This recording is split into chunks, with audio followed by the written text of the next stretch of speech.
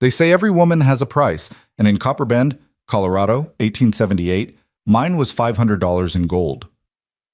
Standing on that auction platform with the autumn sun burning my shame into the dust, I heard men bidding for me like I was livestock. My father's gambling debts had finally caught up, and I was the payment. But then a stranger's voice cut through the crowd like a blade through silk. I'll pay it, every cent. I didn't know Jonas Keaton was about to change everything. Stay with me until the end of this story and comment which city you're watching from. I want to see how far our tale travels across this world. The morning my life was sold began like any other lie, with sunshine that promised hope while delivering only dust. I stood in the back room of Copper Bend's only bank, my hands trembling as I smoothed the wrinkles from my mother's wedding dress, now faded to the color of old parchment. Through the thin walls, I could hear Silas Boone's voice, sharp as a meat cleaver, laying out the terms of my father's spectacular failure. 3 years of unpaid loans, gentlemen, hotels in Denver, card games in Cheyenne, women in every mining camp from here to California. Boone's chair creaked. Thomas Harper's dead now, God rest his worthless soul, but the debt remains, $2,300 plus interest. I closed my eyes, my father's face swimming up from memory, handsome, charming, always one more scheme away from striking it rich. He died 3 weeks ago in a boarding house in Santa Fe, alone, broke, his liver finally giving out from all that rot-gut whiskey he'd loved more than his own daughter. The estate consists of 1 horse, lame, 1 pocket watch, broken, and 1 daughter. Boone paused for effect.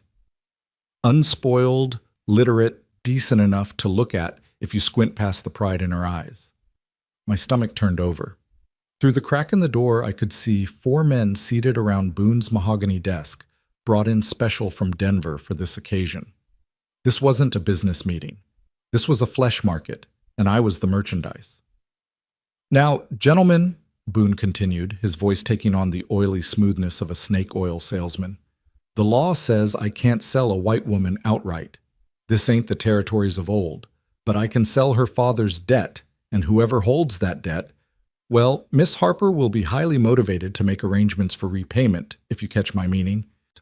Laughter, low and ugly, rippled through the room. Can she cook? One man asked. Can she work? Another added, his emphasis making his meaning crystal clear. I wanted to run. Every instinct screamed at me to bolt out the back door, steal a horse, ride until Colorado was just a bad memory. But where would I go? I had 17 cents to my name, no family, no friends willing to cross Silas Boone. The bastard owned half the town, and most of the other half owed him money. Let's bring her out, shall we? Boone's chair scraped against the floor. My heart hammered against my ribs like a bird trying to escape a cage. The door swung open, and Boone's pig-like eyes found me in the shadows. Miss Harper, if you please. I'd promised myself I wouldn't cry. I'd promised myself I'd keep my head high, maintain some scrap of dignity even as they stripped away everything else. But as I walked into that room, 4 pairs of eyes crawling over me like insects on carrion, I felt something inside me crack. The first man was elderly, 70 if he was a day, with liver-spotted hands and breath that rattled in his chest. The second was younger, maybe 40, but soft, the kind of softness that came from cruelty rather than kindness, his lips too wet, his eyes too eager. The third man made my skin crawl worst of all. Rail-thin with yellowed teeth and fingernails caked with grime, he stared at me like I was a Christmas feast and he hadn't eaten in months. When he smiled, I saw that 3 of his front teeth were missing. Turn around, girl, he said. I didn't move. Miss Harper, Boone's voice carried a warning edge. These gentlemen have traveled a long way. The least you can do is show them what they're bidding on. I'm a person, I said, my voice barely above a whisper. Not a horse. You're a debt, Boone corrected. And until that debt is satisfied, you're whatever I say you are. The fourth man hadn't spoken yet. He sat in the corner, younger than the others, maybe 30, with sandy hair and nervous hands that kept adjusting his collar. He wouldn't meet my eyes. Gentlemen, shall we begin at 200? Boone asked. 200, the old man wheezed. 250, the soft one countered. 300, said the man with the yellow teeth. His name was Cyrus McComb, I'd learned, and he owned a pig farm 40 miles south of town. The smell of manure clung to him like a second skin. The bidding continued, each number driving another nail into the coffin of my future. 400, 450. When McComb bid 500, the others fell silent.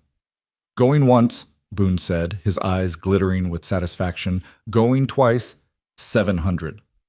Every head in the room turned toward the door. He stood framed by sunlight, tall and broad-shouldered, with trail dust on his clothes and silver spurs that caught the light like stars. His face was weathered, tanned dark by years under the western sun, and his eyes, gray as a winter storm, swept the room with the kind of authority that made men straighten in their chairs without thinking. I don't believe we've met, Boone said, his voice suddenly uncertain. Jonas Keaton. The stranger stepped inside, his boots clicking against the wooden floor. I ranch about 40 miles north up in the high valley past Devil's Creek. Mr. Keaton. Boone recovered his composure. I wasn't aware you were interested in this particular opportunity. I wasn't aware you were in the business of selling women, Boone. The temperature in the room dropped 10 degrees. Now see here, Boone blustered, this is a legitimate transfer of debt. It's slavery with extra steps, and we both know it. Jonas's voice remained calm, but something dangerous flickered behind those gray eyes. 700. That's my bid. McComb shot to his feet. 800. 1,000, Jonas said, not even looking at the pig farmer. The room erupted into chaos. The old man started coughing. The soft one demanded to know who this interloper thought he was. McComb's face turned purple with rage. You can't... This isn't... Boone sputtered. $1,000 in gold, Jonas said, pulling a leather pouch from his coat and dropping it on the desk with a heavy thunk. Count it. That should cover Harper's debt, plus whatever interest you've been compounding in that black little heart of yours. Boone's fingers trembled as he opened the pouch. Gold coins spilled across his desk, catching the lamplight, more money than I'd seen in my entire life. This is highly irregular, Boone said, but his objections were weakening. Gold had a way of making men flexible with their principles. The debt is paid, Jonas said. In full. You got a problem with that, we can step outside and discuss it. The threat hung in the air, polite and lethal. Boone counted the coins twice, his lips moving silently. Finally he looked up, greed and anger warring on his face. The debt is satisfied, he admitted.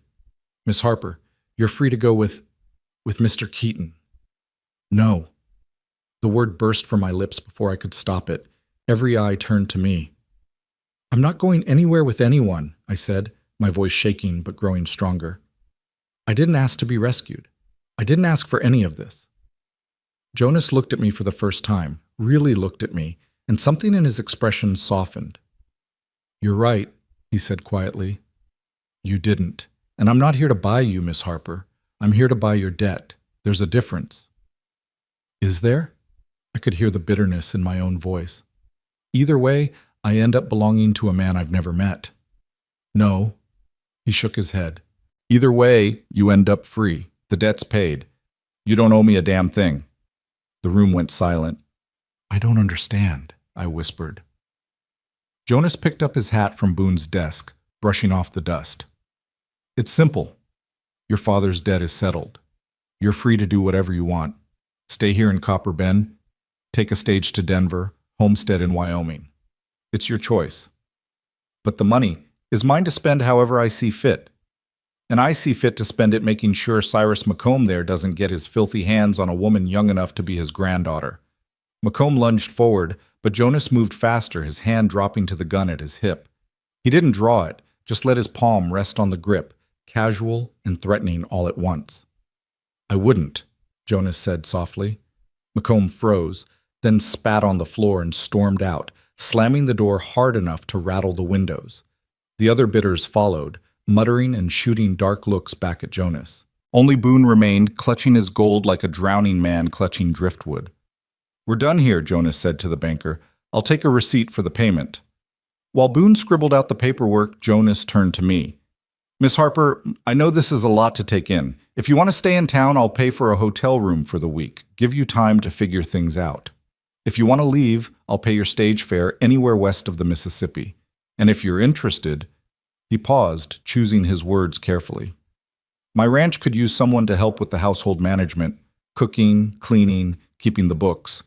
It's honest work, honest wages, and you'd have your own room, your own privacy. Two of my ranch hands, Miguel and Rafael, they're brothers, good men, married to sisters who live in town. You wouldn't be alone out there with just me, if that's what you're worried about." I stared at him, trying to understand. Men didn't do things like this. Men didn't throw away $1,000 on a stranger's freedom without expecting something in return. "Why?" I asked. "Why would you do this?" His jaw tightened, and for a moment I thought he wouldn't answer. Then he said, "Because 10 years ago I was in a situation not too different from yours. Someone helped me when they didn't have to. I'm just passing it forward. Here." Boone shoved a piece of paper across the desk, his expression sour as vinegar. "Debt paid in full, signed and witnessed." Jonas folded it carefully and handed it to me. "This belongs to you." I took it with shaking hands, the paper feeling impossibly fragile, as if the slightest breeze might blow away my freedom. "I need time," I said. "To think." "Of course. I'm at the Silver Star Hotel, room 12. If you decide you want that job, meet me at the hotel tomorrow at dawn. If not—" he tipped his hat. "I wish you well, Miss Harper. Truly."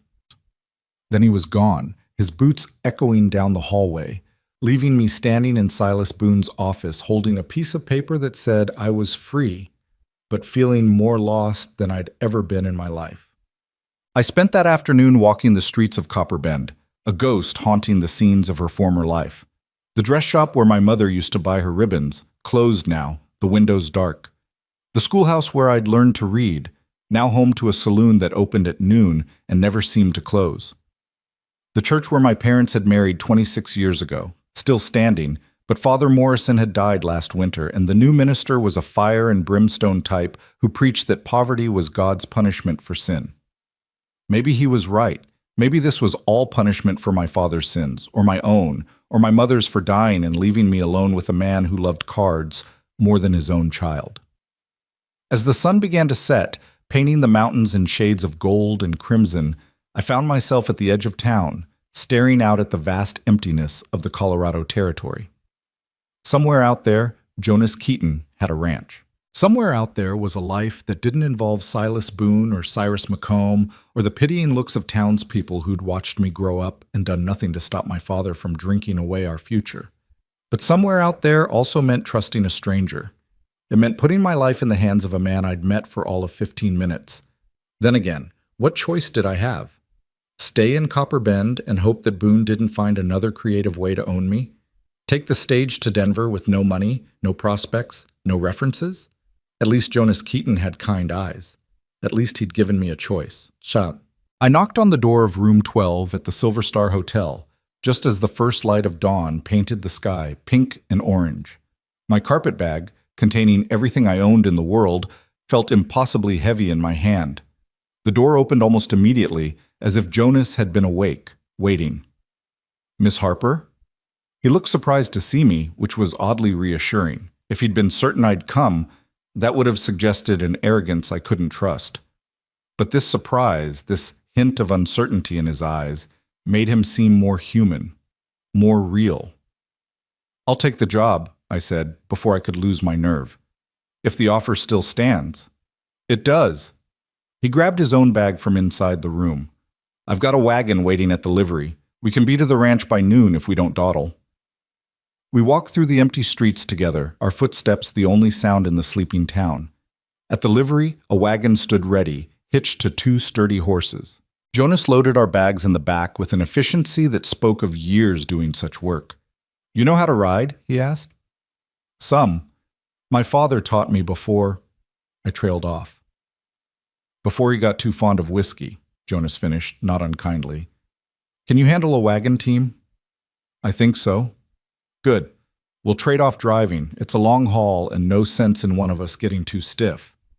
He helped me up onto the bench, a gesture of simple courtesy that somehow felt more intimate than it should. Then he climbed up beside me, took the reins, and clicked his tongue. The horses leaned into their harnesses, and just like that, we were leaving Copper Bend behind. For the first hour, neither of us spoke. The silence felt heavy, weighted with all the questions I wanted to ask, but didn't know how. Jonas seemed content with the quiet, his eyes on the road ahead, his hands steady on the reins. The landscape unfolded around us like a painting, rolling hills covered in prairie grass, stands of pine and aspen, distant mountains that seemed to touch the sky. I'd lived in Colorado my whole life, but I'd rarely left Copper Bend. Seeing all this space, all this beauty, I felt something in my chest loosen, just a little. "You asked me yesterday why I did it," Jonas said, suddenly, breaking the silence. "Why I paid your father's debt." I turned to look at him, but he kept his eyes on the road. 10 years ago, I was working on a cattle drive out of Texas. I was 19, stupid, thought I knew everything. We stopped in a town called Red River Station, and I got into a card game with some local men. He paused, adjusting his grip on the reins. Turned out they were cheating. When I called them on it, they didn't take kindly to the accusation, pulled knives, would have killed me right there in the saloon if an old-timer hadn't stepped in. What did he do? Paid them off. Bought my way out of the mess I'd gotten myself into. Cost him near about everything he had. Jonas finally looked at me. I asked him why, same as you asked me. Know what he said? What? He said, "Because someone has to be decent in this world, son. Might as well be me." Jonas's voice was soft with memory. I tried to pay him back, but he wouldn't hear of it. Said if I really wanted to square things, I should do the same for someone else someday. Help someone who needed it, no strings attached. And yesterday was that day, I said quietly. Yesterday was that day, he agreed. I'm not a saint, Miss Harper. I'm not even particularly good, but I'm trying to be decent. And selling women to pay their father's debts isn't decent, no matter how you dress it up in legal language. I thought about that for a long time, watching the scenery roll past. You can call me Evelyn, I said eventually. If we're going to be working together, Miss Harper seems a bit formal. The corner of his mouth quirked up. Jonas is fine for me. No Mr. Keaton needed. Jonas, I tested the name on my tongue. It felt strange, intimate in a way that made my heart skip. Can I ask you something? Shoot. Are you married? I should have asked before agreeing to come with you, but no, he said quickly. No, I'm not married. Never have been. Why not? You seem... I struggled for the right word. Stable, responsible. That's rare out here. He was quiet for so long I thought he wouldn't answer. Then, I was engaged once. Girl named Sarah, back in Texas. Pretty as a picture, sweet as honey. We were going to get married, move west together, build a life. His jaw tightened. She died of cholera 3 days before the wedding. That was 11 years ago. I'm so sorry. It was a long time ago, but the pain in his voice said otherwise. After she died, I just kept moving. Worked cattle drives, saved my money, bought some land up in the high country. Built a house, raised some cattle, hired good men. But the idea of marriage, of opening myself up to that kind of loss again. He shook his head. Hasn't much appealed to me. I understood that. After watching my mother waste away from consumption, after seeing my father drink himself to death, I understood exactly how loss could hollow you out, make you afraid to care too deeply about anything. Thank you, I said, for telling me. Seems only fair. You're trusting me with a lot. You should know who I am. We rode in silence for another mile, but it felt different now. Less awkward, more companionable. The sun climbed higher, warming my face, and for the first time in months, I felt something that might have been hope stirring in my chest. Around mid-morning, Jonas pulled the wagon to a stop beside a creek. Let's rest the horses, he said, climbing down. You hungry? I realized I was starving. I hadn't eaten since yesterday morning. He pulled a wrapped bundle from under the wagon seat and handed it to me. Bread, cheese, some dried apples. Simple food, but it tasted like a feast. We sat on the creek bank, our feet dangling over the water, eating in comfortable silence. Tell me about the ranch, I said eventually. What's it like? Jonas's whole demeanor changed when he talked about his land. His voice softened, his eyes lit up, and I could see the love he had for that place in every word. It's a valley about 10 miles long, tucked up in the mountains. Got a creek running through it, good grass, shelter from the worst of the winter storms. The house isn't much, 2 bedrooms, a kitchen, a sitting room, but it's solid. I built it myself, every board and nail. He smiled, a real smile that transformed his weathered face. Got about 300 head of cattle, 2 dozen horses. Miguel and Rafael Ortega, they're my hands, brothers, good men.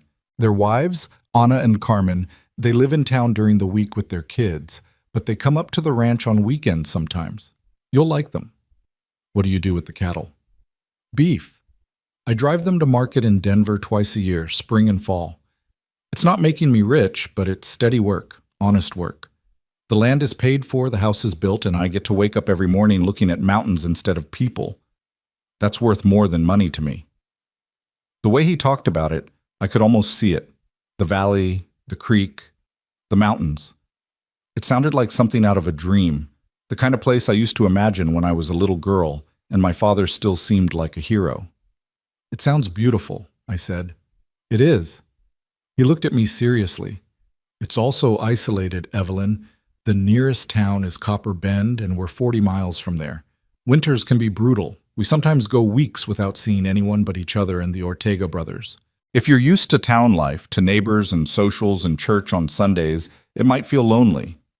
I thought about Copper Bend, about the way people had looked at me after my father died, pity mixed with judgment. I thought about Silas Boone and Cyrus McComb and all the others who saw me as nothing more than a piece of property to be bought and sold. I think I can handle lonely, I said. Jonas was right. We reached the ranch by noon, though ranch felt like too grand a word for what I saw.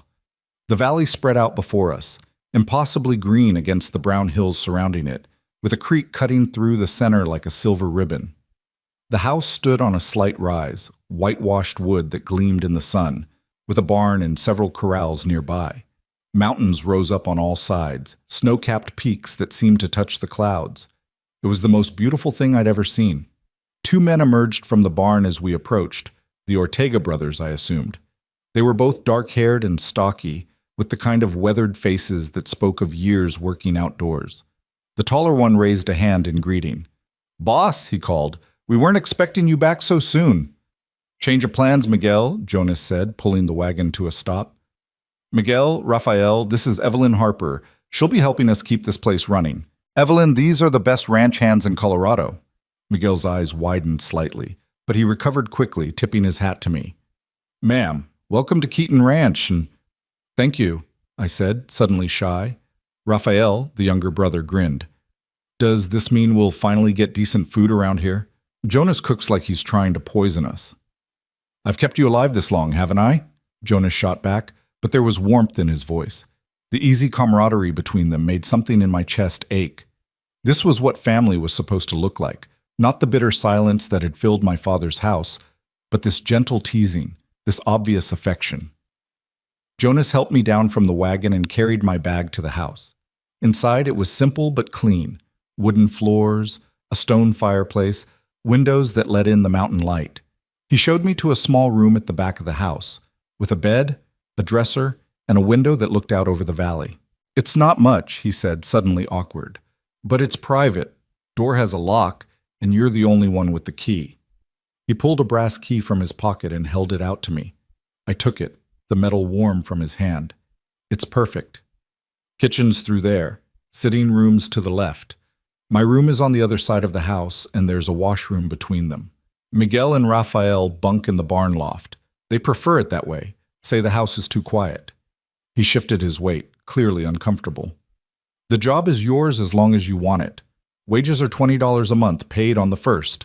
If you ever want to leave, just say the word, and I'll take you wherever you want to go. No questions asked." "Jonas." I waited until he met my eyes. "Thank you for everything." He nodded once, then left, closing the door behind him. I sat on the bed, my carpet bag beside me, and looked around my new room. Sunlight streamed through the window, painting everything gold. From outside, I could hear Jonas talking to Miguel and Rafael, their voices carrying on the wind. Cattle lowed in the distance. A bird sang somewhere in the aspens. For the first time in 3 years, since my mother died and left me alone with my father's failures, I felt like I could breathe. The first week passed in a blur of learning the layout of the house, the rhythm of ranch life, the preferences of the men I was cooking for. Miguel liked his coffee black and strong enough to strip paint. Raphael had a sweet tooth and would eat an entire pie if you didn't watch him. Jonas ate whatever you put in front of him with the same quiet gratitude, never complained, always thanked me for the meal. The work was hard, harder than anything I'd done in Copper Bend. Up before dawn to get the coffee going and breakfast cooked. Cleaning, washing, mending clothes torn by barbed wire and rough work. Keeping the books, tracking expenses, managing supplies. By the time I fell into bed each night, I was too exhausted to think, which was a blessing. But slowly, day by day, I started to feel something I hadn't felt in years. Useful. Needed. Like I mattered. The second week, Ana and Carmen Ortega came up to the ranch with their children. 4 kids total, ranging from 5 to 12. They were warm, welcoming women who immediately pulled me into their circle, teaching me which herbs grew wild on the mountainside, showing me how to make tortillas from scratch, sharing stories and laughter. "Jonas is a good man," Ana told me one afternoon as we hung laundry on the line. "Quiet, sometimes too serious, but good. He paid for Miguel's wedding, you know. Wouldn't hear of accepting payment back. Said that's what friends do." I watched Jonas across the yard, teaching Anna's oldest son how to rope a fence post. The boy's lasso kept missing, but Jonas patiently retrieved it each time, adjusting the boy's grip, demonstrating again and again until the child finally got it right. The look of pure joy on that boy's face when the rope settled around the post made Jonas smile, a real, unguarded smile that transformed him. "He seems lonely," I said quietly. Anna looked at me with knowing eyes. "He is. Has been for a long time. Maybe that's changing now." I didn't ask what she meant. I wasn't sure I wanted to know. The third week, Jonas started teaching me to ride properly. Not the side saddle riding my mother had taught me, but real ranch riding, astride, with proper posture and control. "You need to be able to get help if something happens," he said as he saddled a gentle mare named Daisy. "If I'm out with the cattle and someone gets hurt, you need to be able to ride to town or find Miguel and Raphael." So every evening after supper, we'd ride out into the valley, Jonas patient as a saint while I learned to read the horse's movements, to anticipate, to work with the animal instead of against it. Sometimes we'd stop by the creek and let the horses drink while we watched the sun set over the mountains. Those were my favorite times, the quiet moments when the day's work was done and the world seemed to hold its breath. Jonas would talk sometimes, telling me stories about the land, pointing out where he'd seen a cougar last winter or where lightning had struck a tree. Other times we'd just sit in silence, watching the light change, and that was good too. I was happy. The realization came to me one evening as we rode back toward the ranch, the first stars appearing in the darkening sky. I was genuinely deeply happy in a way I couldn't remember being since before my mother got sick. And that terrified me. Because happiness, in my experience, was always temporary. It was always taken away, usually when you least expected it. My mother had been happy before the consumption hollowed her out. My father had been happy before the gambling took hold. I'd been happy once, a lifetime ago, before I learned that everything good turns to ash eventually. But that night, as I unsaddled Daisy and brushed her down, listening to Jonas joke with Raphael in the barn, I let myself believe, just for a moment, that maybe this time would be different. Maybe this time, happiness would stay. But happiness, like spring in the mountains, proved fragile. It started with small things I didn't notice at first. Jonas riding the fence lines more often than necessary. Miguel and Raphael exchanging worried glances when they thought I wasn't looking. The way Jonas would stand on the porch at night, staring down the valley road as if expecting trouble. 4 weeks after I'd arrived at the ranch, I found out why. I was in the kitchen preparing supper, flour dusting my hands as I rolled out biscuit dough, when I heard horses approaching. Not the familiar sound of Jonas and the Ortega brothers returning from work, but multiple riders moving fast. Through the window, I saw Jonas emerge from the barn, his hand already on his gun.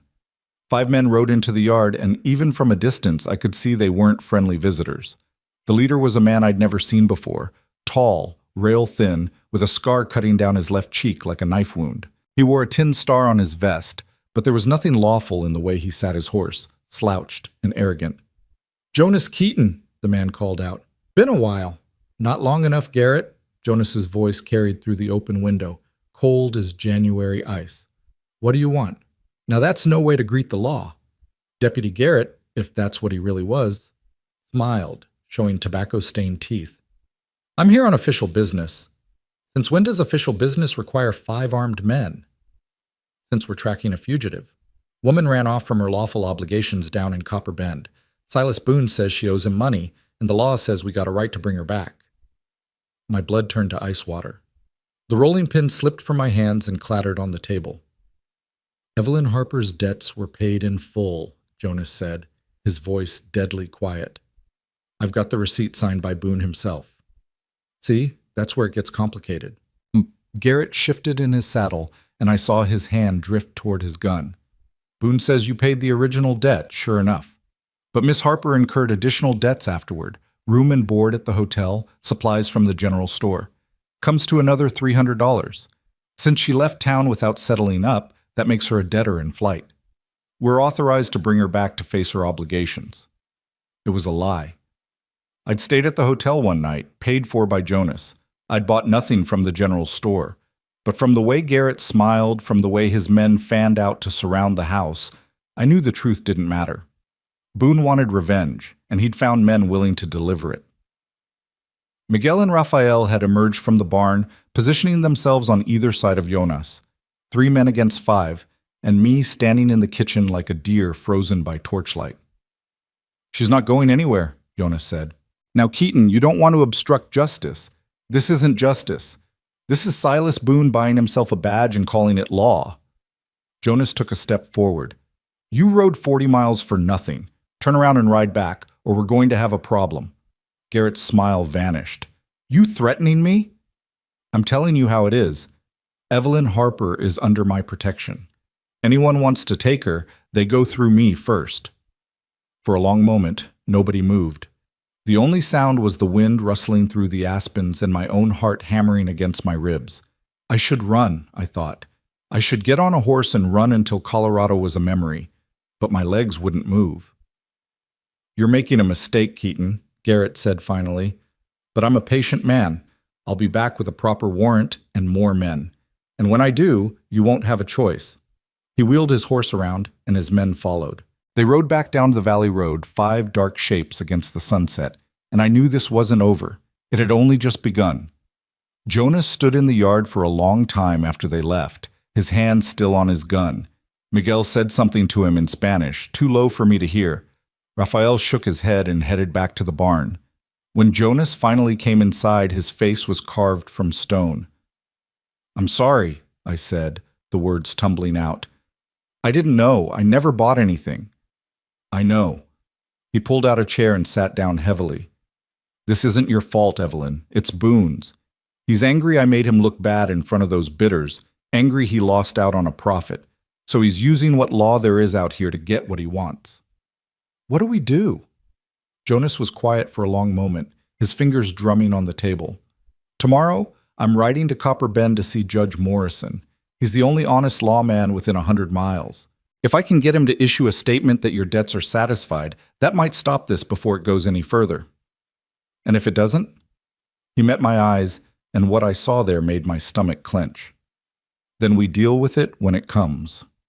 That night I couldn't sleep. I lay in my bed listening to the house creak and settle, imagining every sound was riders coming back. Around midnight, I heard footsteps in the hallway, Jonas pacing. I got up and found him in the kitchen, staring out the window at the darkness. "You should be asleep," he said without turning around. "So should you." He smiled grimly. "Sleep's overrated." I moved to stand beside him, and for a while we both stared out at the night. The moon was nearly full, painting the valley in shades of silver and shadow. It was beautiful and terrible at once, this wild country that gave with one hand and took with the other. "Why are you doing this?" I asked quietly. "You could tell them to take me. You could wash your hands of this whole mess. Instead, you're risking everything, your ranch, your life, for someone you barely know." Jonas turned to look at me, and in the moonlight, his face seemed younger, more vulnerable. You remember what I told you about the man who saved me in Red River Station? He said someone has to be decent. He said something else, too, something I didn't tell you before. Jonas's voice dropped to almost a whisper. He said, "The measure of a man isn't what he does when people are watching. It's what he does when he's the only one who'll ever know. Nobody would blame me for letting Garrett take you. It would be the smart thing, the safe thing, but I'd know. For the rest of my life, I'd know I stood by and let an innocent woman be dragged back into slavery because it was easier than fighting. I'm not worth dying for," I said. "That's not your call to make." His hand found mine in the darkness, and I felt the calluses on his palm, the strength in his fingers. Besides, I'm not planning on dying. I'm planning on Judge Morrison doing his job and putting an end to this circus. But his hand trembled slightly in mine, and I knew he wasn't as confident as he pretended. Jonas left at dawn, riding hard for Copper Bend with a leather satchel containing every piece of paperwork related to my father's debt. Miguel and Raphael stayed behind, ostensibly to work the cattle, but I noticed they kept their rifles close and their eyes on the valley road. The day crawled by like a wounded animal. I tried to stay busy, washing, mending, cooking, but my hands shook so badly I burned the biscuits and dropped a cup, shattering it on the floor. Around noon, Raphael came in and found me sweeping up the shards, tears streaming down my face. "Hey, hey," he said gently, taking the broom from my hands. "It's just a cup." "It's not the cup."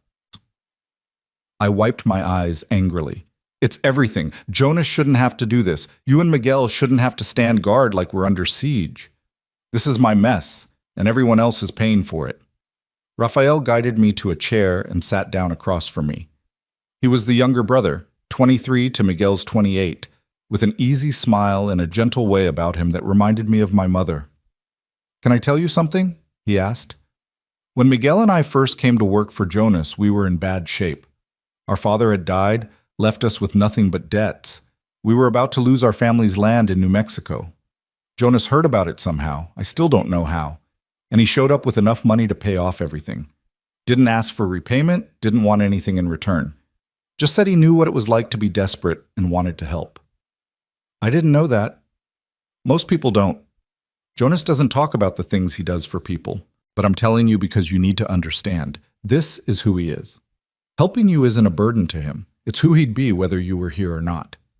I wanted to believe that. I wanted to believe I wasn't just another problem in Jonas Keaton's life. But doubt had lived in my heart for so long, it was hard to evict. Miguel came in as the sun was setting, his face troubled. "Riders coming, 3 of them." My heart stopped. "Is it Jonas?" "Can't tell yet.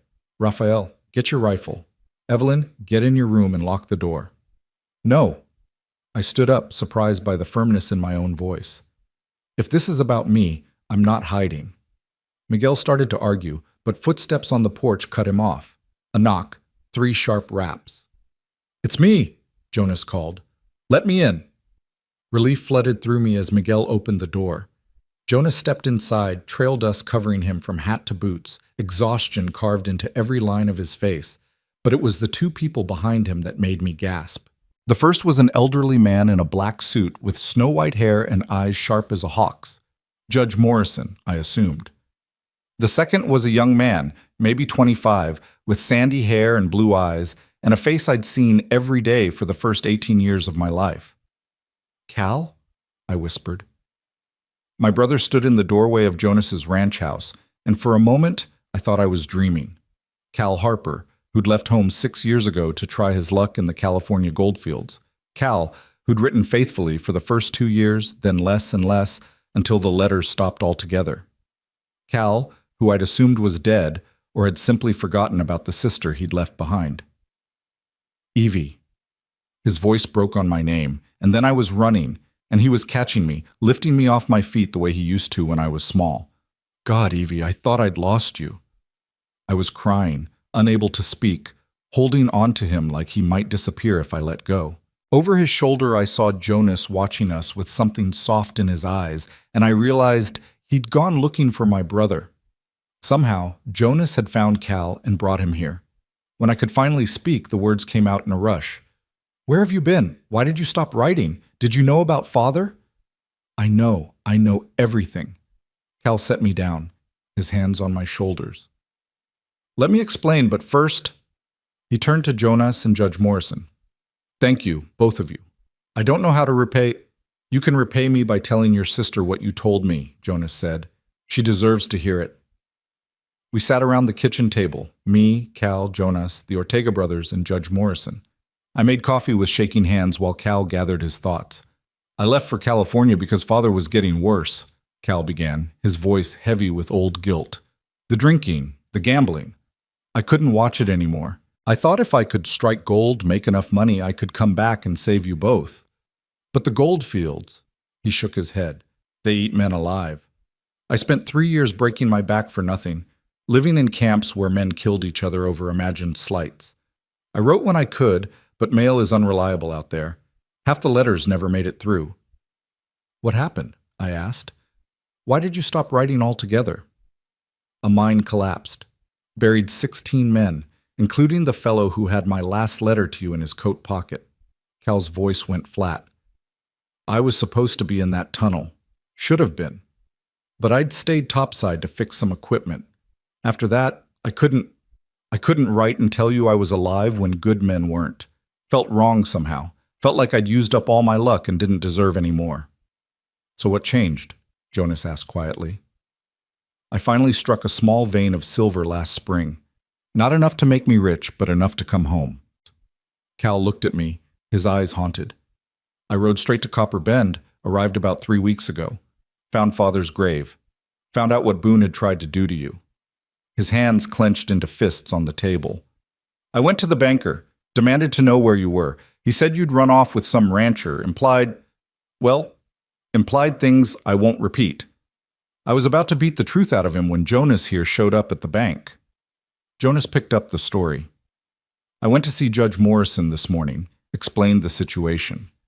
The judge confirmed that your debts were paid in full, that Garrett's warrant was worthless paper. While I was there, your brother came storming into the courthouse looking for you. Didn't take long to put the pieces together. Judge Morrison cleared his throat. Miss Harper, I want to assure you that Deputy Garrett was acting without proper authority. I've issued a written statement to that effect and sent a telegram to the territorial marshal. Garrett and his men won't trouble you again. But Silas Boone is a banker, not a lawmaker, the judge said firmly. He's also a fool who just attempted to orchestrate kidnapping under color of law. I've informed him that any further harassment of you or Mr. Keaton will result in criminal charges. The man may be wealthy, but even he can't buy his way out of territorial prison. I couldn't quite believe it. After weeks of fear, after yesterday's terror, it was just over? It's really over? I whispered. It's really over, Jonas confirmed. The relief hit me like a physical blow. I put my head down on the table and sobbed, great gasping sobs that I couldn't control. Cal's hand found my shoulder, steady and warm. When I finally looked up, everyone was looking away, giving me the privacy to fall apart, except Jonas. He met my eyes across the table, and I saw understanding there. He knew what it was like to carry fear for so long that relief felt like drowning. Thank you, I managed. All of you. I don't know how to... You don't have to thank us, Judge Morrison said kindly. You did nothing wrong, child. The shame belongs to those who tried to victimize you. After the judge left, riding back to Copper Bend with Miguel as an escort, Cal, Jonas, Raphael, and I stayed up late into the night talking. Cal told stories of California, of the hard men and harder work, of the strange beauty of the Pacific coast. I told him about Mother's last days, about Father's decline, about the auction that had nearly destroyed me. Jonas said little, but I could feel him listening, absorbing every word. Around midnight, Raphael excused himself to get some sleep. Cal began to nod off in his chair, exhausted from hard writing. There's a spare bunk in the barn loft, Jonas offered. Not much, but it's dry and warm. Cal stood, swaying slightly. I'd sleep on rocks and call it luxury after some of the places I've been. He turned to me, pulling me into a fierce hug. I'm not leaving again, Evie, not ever. I'm staying right here in Colorado, close enough to see you whenever I want. You can stay here, I said impulsively, then looked at Jonas. If that's all right? Jonas nodded. Always use another good hand on a ranch. If Cal wants work, it's his. My brother's eyes went bright. I'd be honored. After Cal stumbled off to the barn, Jonas and I were alone in the kitchen. The house was quiet except for the ticking of the clock and the wind outside. I should have gone to bed. I should have let the exhaustion pull me under, but I couldn't seem to move. You found him, I said softly. You went to Copper Bend to see the judge, but you also went looking for my brother.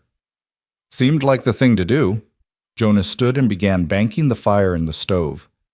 I remembered you mentioning once that he'd gone to California. Asked around town, found out he'd been back for a few weeks, staying at the boarding house.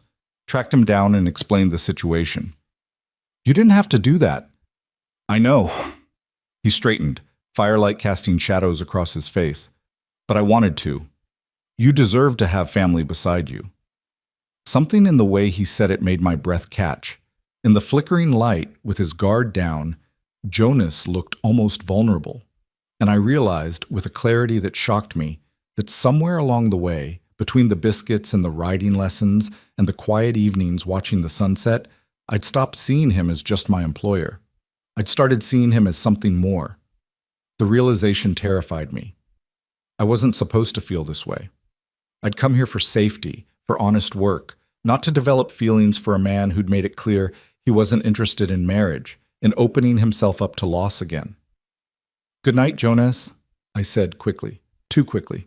Thank you for everything, you. I fled to my room before he could answer, before the emotions swirling in my chest could betray themselves on my face. But as I lay in bed that night, I couldn't stop thinking about the way his hand had trembled in mine the night before, about the softness in his eyes when Cal and I reunited, about the quiet strength that seemed to radiate from him like heat from a fire. I was falling for Jonas Keaton, and I had no idea what to do about it. The next few days settled into a new rhythm. Cal proved to be a natural with horses and cattle, picking up ranch work as if he'd been born to it. He and the Ortega brothers became fast friends, their laughter often echoing across the valley. Having my brother close felt like getting back a piece of myself I'd thought lost forever. But it also complicated things. Because Cal, protective as always, had noticed the way I looked at Jonas. And he had opinions. He's a good man, Cal said one afternoon as we walked along the creek, ostensibly checking for beaver dams, but really just talking. But Evie, you need to be careful. Careful of what? Of getting too attached. Jonas Keaton is married to this ranch. I've seen the way he works, sunrise to sunset, every day, never taking time for anything but the land and the cattle. There's no room in that life for romance. I'm not looking for romance, I lied. Cal gave me the same look he used to give me when I was 10 and claiming I hadn't stolen cookies from the jar. I've seen the way you watch him, and I've seen the way he watches you when he thinks nobody's looking. But watching doesn't mean he'll act on it. From what I've heard, he lost someone once, and it broke something in him. I know about Sarah. Then you know why I'm worried. Cal stopped walking and turned to face me. I just got you back, Evie. I don't want to see you hurt. I can take care of myself. I know you can, but hearts don't always listen to sense. He was right, of course. Hearts were foolish, reckless things that leaped without looking and paid the price later. Mine had already jumped off the cliff. It was just a matter of time before it hit the ground. A week after Judge Morrison's visit, Ana and Carmen Ortega came to the ranch with news that set the valley buzzing with excitement. There was to be a barn dance in Copper Bend, a celebration of the fall harvest. Everyone from 50 miles around would be there, with music and food and dancing until dawn. You must come, Ana insisted, grabbing my hands. All of you. It's been too long since we had something to celebrate. Miguel and Rafael were immediately enthusiastic. Cal grinned and said it sounded like a fine time. But Jonas hesitated. I don't much care for town gatherings, he said. Oh, come on, boss, Rafael wheedled. When's the last time you did something besides work? You're going to turn into a fence post if you're not careful. He's right, Cal added. Besides, if Evelyn goes, she should have proper escort. Can't have her fending off every unmarried man in the territory on her own. Something flickered across Jonas's face, an emotion I couldn't quite name. Fine, he said abruptly. We'll go, but I'm not dancing. Anna and Carmen exchanged knowing smiles that made my cheeks burn. The night of the dance, I put on my mother's dress, the good one, dark blue with lace at the collar, that I'd been saving for a special occasion that never seemed to come. I'd washed and curled my hair, pinched my cheeks for color, and even borrowed a bit of Carmen's rose water perfume. Standing in front of the small mirror in my room, I barely recognized myself. When I emerged from my room, I found Cal, Miguel, and Rafael already waiting by the wagon, scrubbed clean and dressed in their best. But it was Jonas who made my breath catch. He'd traded his usual work clothes for a crisp white shirt and black vest, his hair still damp from washing, his jaw freshly shaved. He looked up as I approached, and for just a moment everything else fell away. There was only him and me and the way his eyes widened slightly, taking me in. "You look," he started, then seemed to lose the words. "Different?" I supplied, suddenly self-conscious. "Beautiful," he finished quietly. The word hung in the air between us, heavy with meaning. Cal cleared his throat loudly, breaking the spell. "We should get going," my brother said.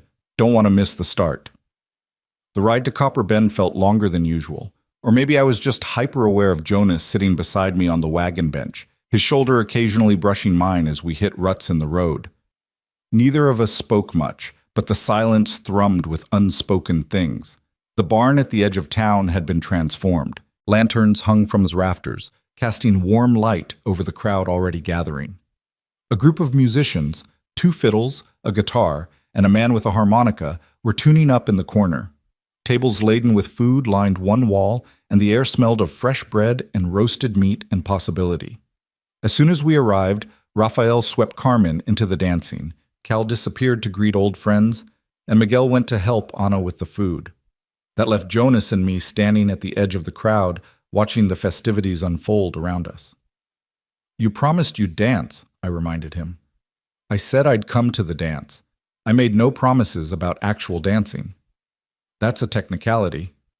"It's the truth." But there was a hint of humor in his voice.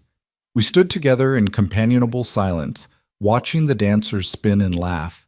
It was beautiful, the way they moved together, the joy on their faces. But I was acutely aware of every breath Jonas took beside me, every small movement, every time his hand almost brushed mine. "Miss Harper."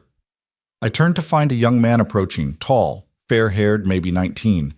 It took me a moment to place him. Thomas Whitmore, the son of the general store owner who used to pull my braids when we were children. "Tom," I said, surprised. "I didn't know you were back from Denver."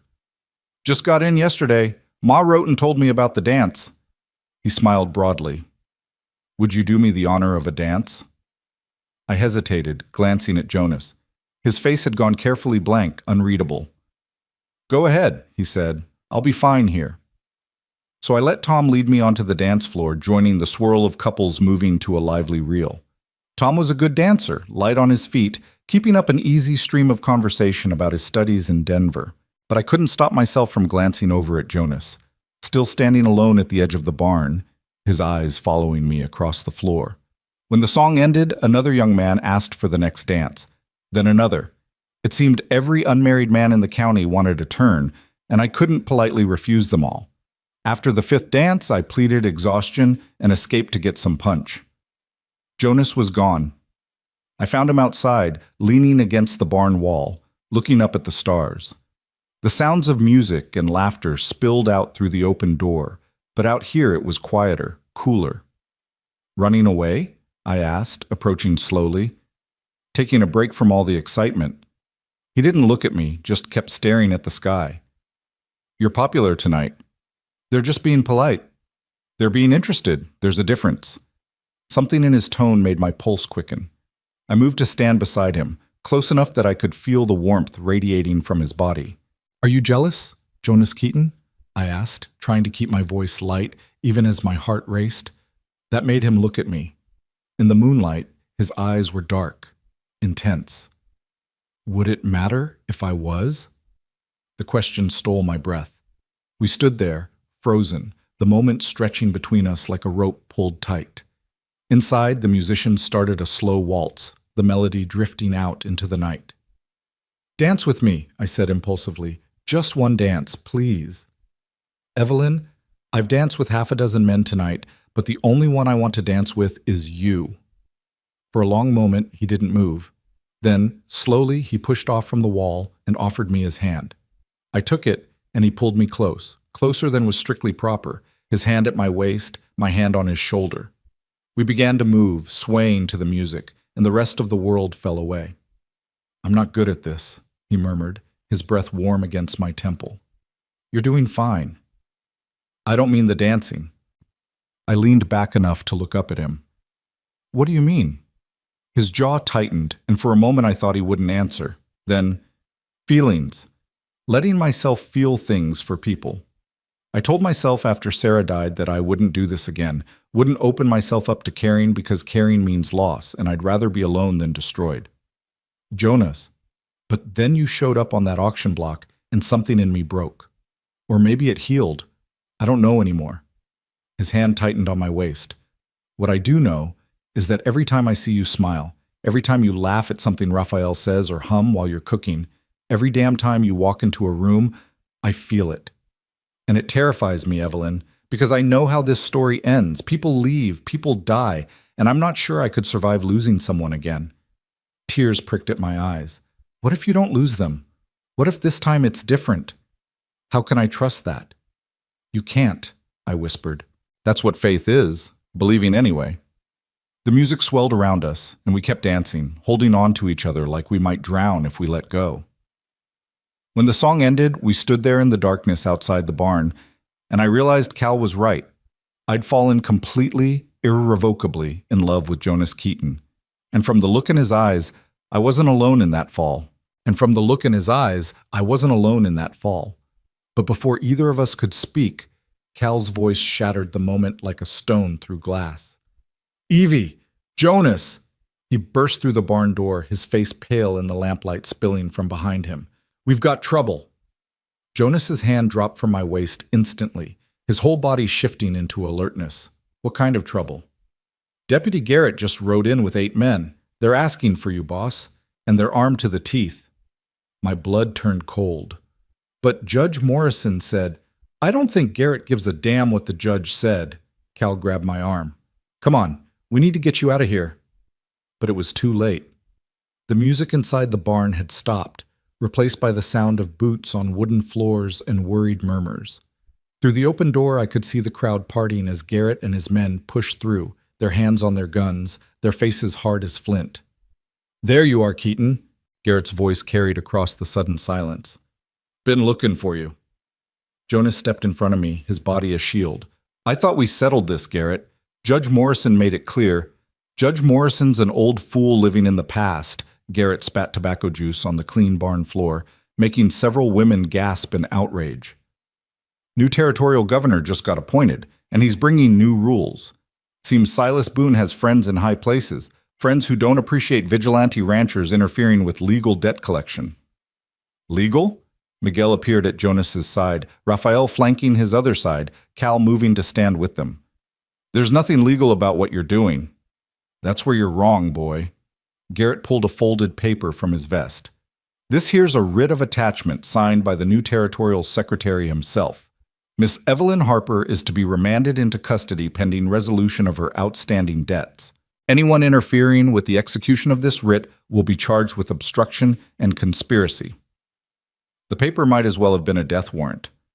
I felt the weight of every eye in the barn turning toward me, some sympathetic, others calculating. The good people of Copper Bend might not like Silas Boone, but they liked bucking territorial authority even less. "Let me see that." Jonas held out his hand. Garrett smirked and handed over the writ.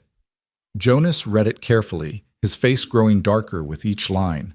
Finally, he looked up, and what I saw in his eyes made my stomach drop. "This is legitimate," he said quietly. "Signed and sealed 3 days ago in Denver." "Told you." Garrett's smile was a slash of yellow teeth. "Now, Miss Harper, you can come peaceful-like, or we can do this the hard way. Your choice." "She's not going anywhere." Jonas's voice was steel-wrapped in velvet. "This writ gives you authority to collect a debt, not to arrest her. If Boone wants his money, I'll pay it. Right here, right now."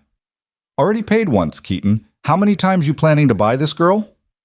The crude implication hung in the air, ugly and deliberate. I felt my face burn with shame, but Jonas didn't flinch. I'm planning to pay as many times as it takes to keep her out of Boone's hands. Name your price. Garrett's smile widened. Can't. This writ requires her presence in Copper Bend for a formal accounting of debts. Could be 300, could be 3,000. Won't know until we get her back to town and Boone tallies everything up. It was a trap, and we all knew it. Boone would keep inventing debts, keep dragging this out, until either Jonas ran out of money or something worse happened. Then I'll come to town with her, Jonas said. I'll stand witness to this accounting. Writ says I take her into custody. Doesn't say anything about tagalongs. Garrett jerked his chin at his men. Boys, collect the lady. 3 of Garrett's men started forward. Miguel and Rafael moved to intercept them, hands dropping to their guns. The barn erupted into chaos, women screaming, men shouting, everyone scrambling to get away from what was about to become a bloodbath. Stop! The voice that rang out wasn't mine, wasn't Jonas's, wasn't any voice I expected. It was Tom Whitmore's father, stepping out from the crowd. Henry Whitmore was a portly man with mutton chop whiskers and a reputation for being careful with both his money and his words. But now he stood between Garrett's men and us, his face red with anger. You come into my town, into our celebration, and threaten our people? Henry's voice shook with rage. I don't care what paper you're waving around, deputy. This is wrong, and everyone here knows it. Get out of the way, old man, Garrett snarled. No. Henry planted his feet. And I'm not alone in that sentiment. Is this how we do things now? Allow men like Silas Boone to use territorial authority to settle personal vendettas? Murmurs of agreement rippled through the crowd. I saw other men stepping forward, the blacksmith, the hotel owner, even old Father Morrison's replacement, a young priest named Father Daniels. Mr. Garrett, Father Daniels said, his voice calm but firm. I think you'll find that the people of Copper Bend are not as easily intimidated as you might believe. Miss Harper has committed no crime. Her debts, if they truly exist, are a civil matter, not a criminal one. Taking her by force makes you no better than a kidnapper. This is territorial business, Garrett growled, but uncertainty flickered in his eyes. He hadn't expected resistance from the townspeople. Then let it be handled through proper territorial channels, Henry said. Let Miss Harper and Mr. Keaton travel to Denver. Present their case before the territorial court. If she owes money, she can pay it. If she doesn't, then this harassment ends. That's exactly how it works, interrupted a new voice from the back of the barn. The crowd parted again and Judge Morrison walked through, leaning on a cane but with his spine straight as an iron rod. I may be old, Garrett, but I'm not dead, and I'm still a territorial judge. This writ you're waving around is valid in letter, but corrupt in spirit. Any fool can see that. Judge Morrison, Garrett's voice took on a cajoling tone. Sir, with all respect, this matter has been elevated above your jurisdiction. Nothing in this territory is above my jurisdiction until I say it is. The judge's eyes were hard as agates. I'm issuing a counter order.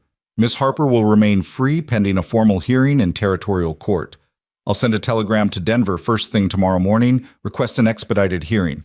Until then, anyone attempting to take her into custody will answer to me. You can't do that, Garrett protested, but his voice lacked conviction. I just did. Now get out of my town before I charge you with disturbing the peace. For a long moment, Garrett stood frozen, his hand on his gun, his face twisted with fury. His men looked to him for guidance, clearly uncertain about firing on a crowd that included women and children. Finally, with a curse, Garrett spun on his heel.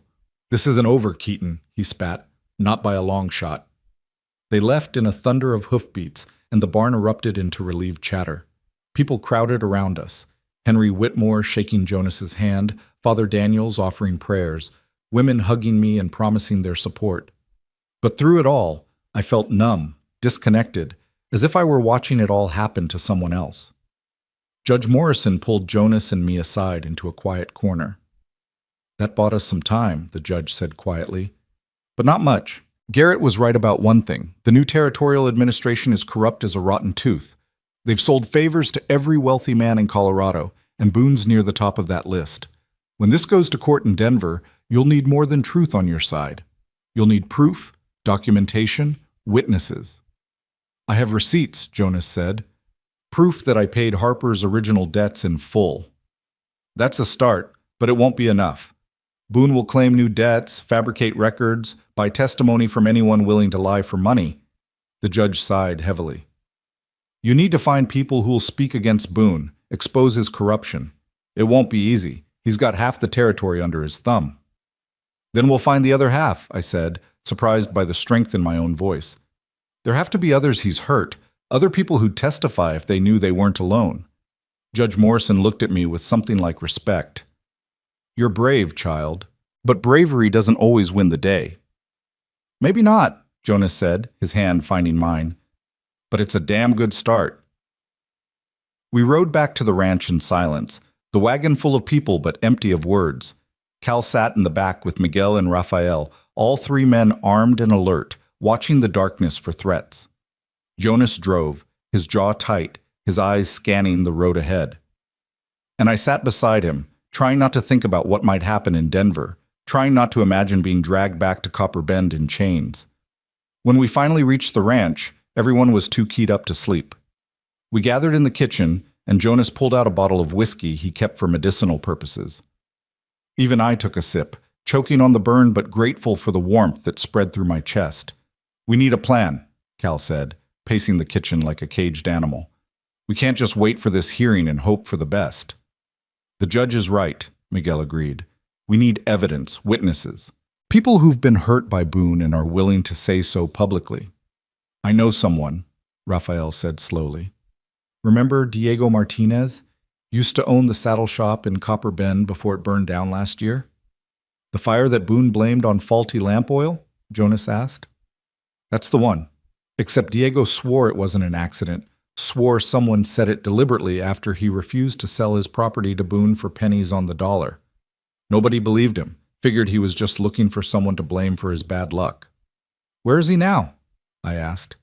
Working at a tannery in Pueblo. Bitter as hell about what happened, but scared to speak up. If we could convince him? It's not enough, Jonas interrupted. One man's testimony against Boone's money and influence? We need more. We talked long into the night, making lists of people who might help, people who'd suffered under Boone's schemes. The more we talked, the clearer it became just how deeply the banker's corruption ran. He'd foreclosed on properties under questionable circumstances, called in loans early when people couldn't pay, charged interest rates that bordered on usury. But he'd been careful, always working within the letter of the law, if not its spirit, and people were too afraid of his power to challenge him. As dawn began to paint the sky pink and gold, Cal finally voiced what we were all thinking. What if we can't find enough evidence? What if Boone's bought enough people that the truth doesn't matter? Nobody answered. The question hung in the air, heavy and terrible. Finally, Jonas stood, his chair scraping against the floor. Then we deal with that when it comes. For now, we work with what we have. He looked at each of us in turn. Miguel, Rafael, tomorrow you two start riding to neighboring ranches, talk to people, see who might be willing to speak up. Cal, you go to Pueblo, find Martinez and anyone else who's got a grievance. I'll stay here with Evelyn and go through every scrap of paper I have, build a timeline of payments and receipts. What about me? I asked. What can I do? Jonas met my eyes, and something in his expression made my breath catch. You survive this. That's what you do. You keep being brave, keep being strong, and you survive. The words felt like a promise and a prayer all at once. After the others finally went to catch a few hours of sleep, Jonas and I remained in the kitchen, surrounded by papers and empty coffee cups. The sun was fully up now, streaming through the windows, painting everything in shades of gold. I'm sorry, Jonas said quietly, not looking at me. I thought paying your father's debts would end this. I never imagined Boone would be so vindictive, would twist the law itself to get revenge. This isn't your fault, isn't it? If I just let things be, let you handle it your own way, I'd be in Cyrus McComb's pig farm right now if I was lucky. I reached across the table and took his hand. You saved me, Jonas. Whatever happens in Denver, whatever Boone tries to do, that doesn't change. He looked down at our joined hands, his thumb tracing circles on my palm.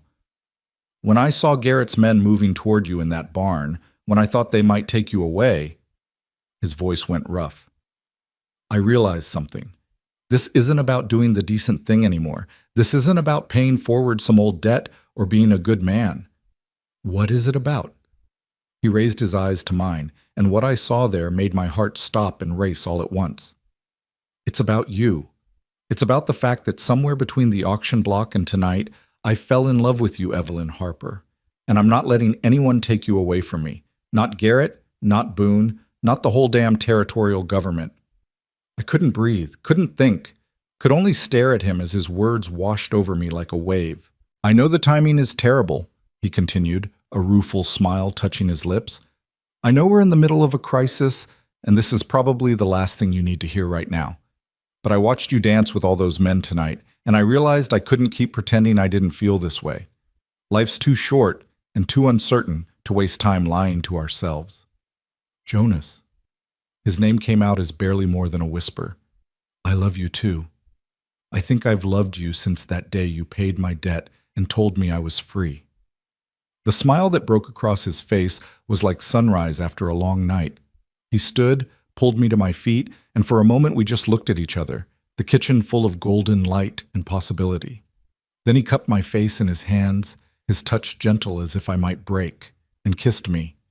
It was nothing like the kisses in the romantic novels my mother used to read. It was better, real and warm and tasting faintly of coffee and hope.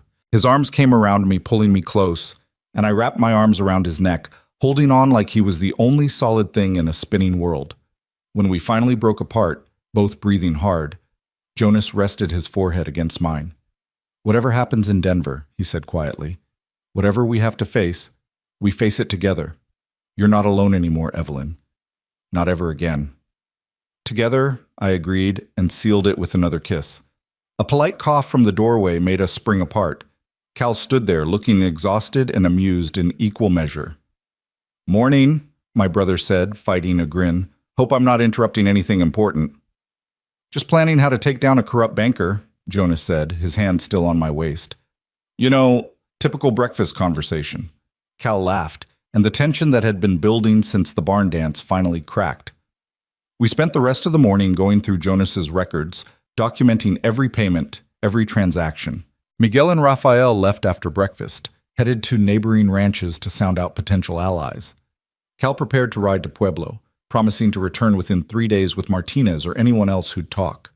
By noon, it was just Jonas and me left at the ranch, surrounded by paperwork and the enormity of what we were up against. I was copying receipts onto clean paper.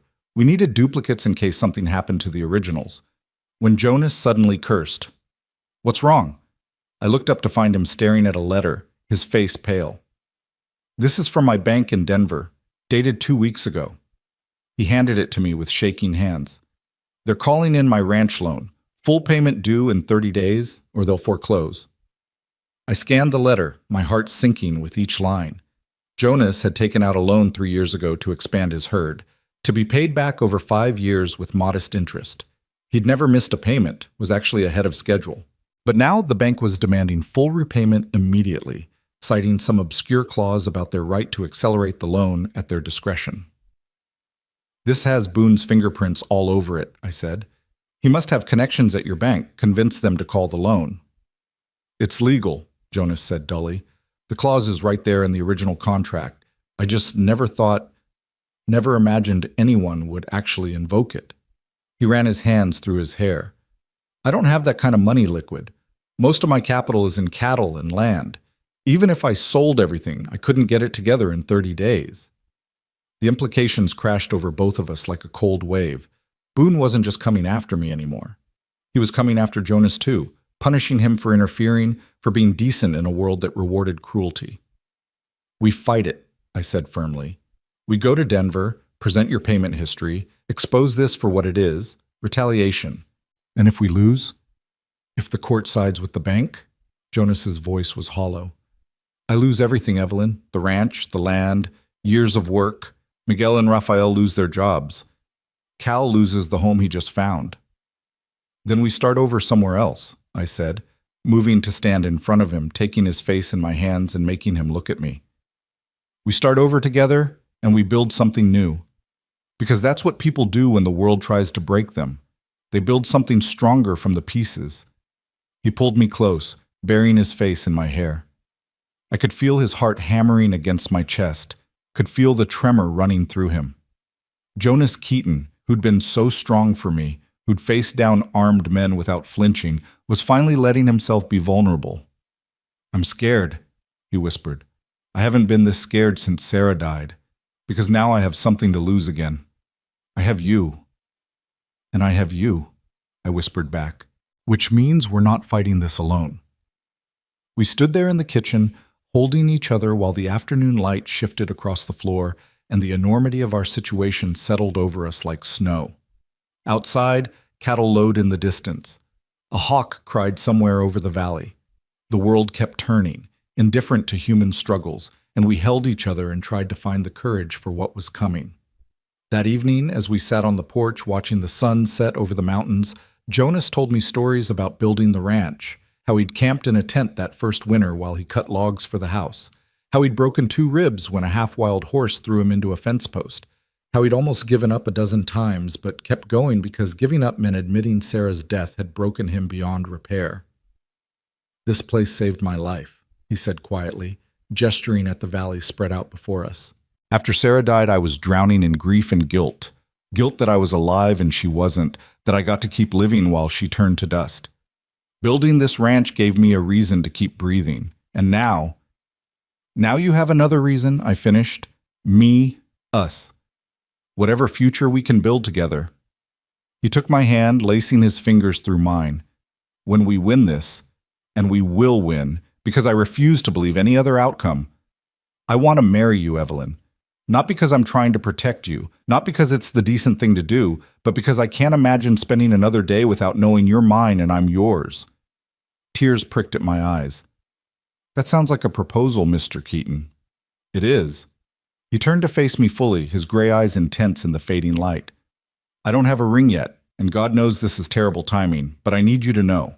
When this is over, when we've beaten Boone and saved the ranch and proven that decent people can still win in this world, will you marry me?" I thought about everything that had brought me to this moment. My father's failures, the auction block, Jonas's unexpected kindness, all the small moments that had built into something bigger than either of us alone.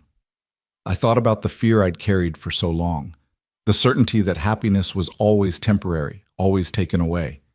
But looking at Jonas now, seeing the hope and fear and love mingled in his expression, I realized something. Yes, happiness could be taken away, but it could also be fought for, protected, cherished. And maybe that fight, that determination to hold on to joy despite everything, was what made it real. "Yes," I said, and then louder, "Yes, I'll marry you, Jonas Keaton. When this is over, when we've won, I'll marry you, and we'll build a life so beautiful that all this darkness will seem like just a bad dream we once had." He kissed me then, deep and desperate and full of promises, and the sun set fire to the mountains behind us, painting the world in shades of crimson and gold. In that moment, with his arms around me and hope burning in my chest, I believed we could do anything.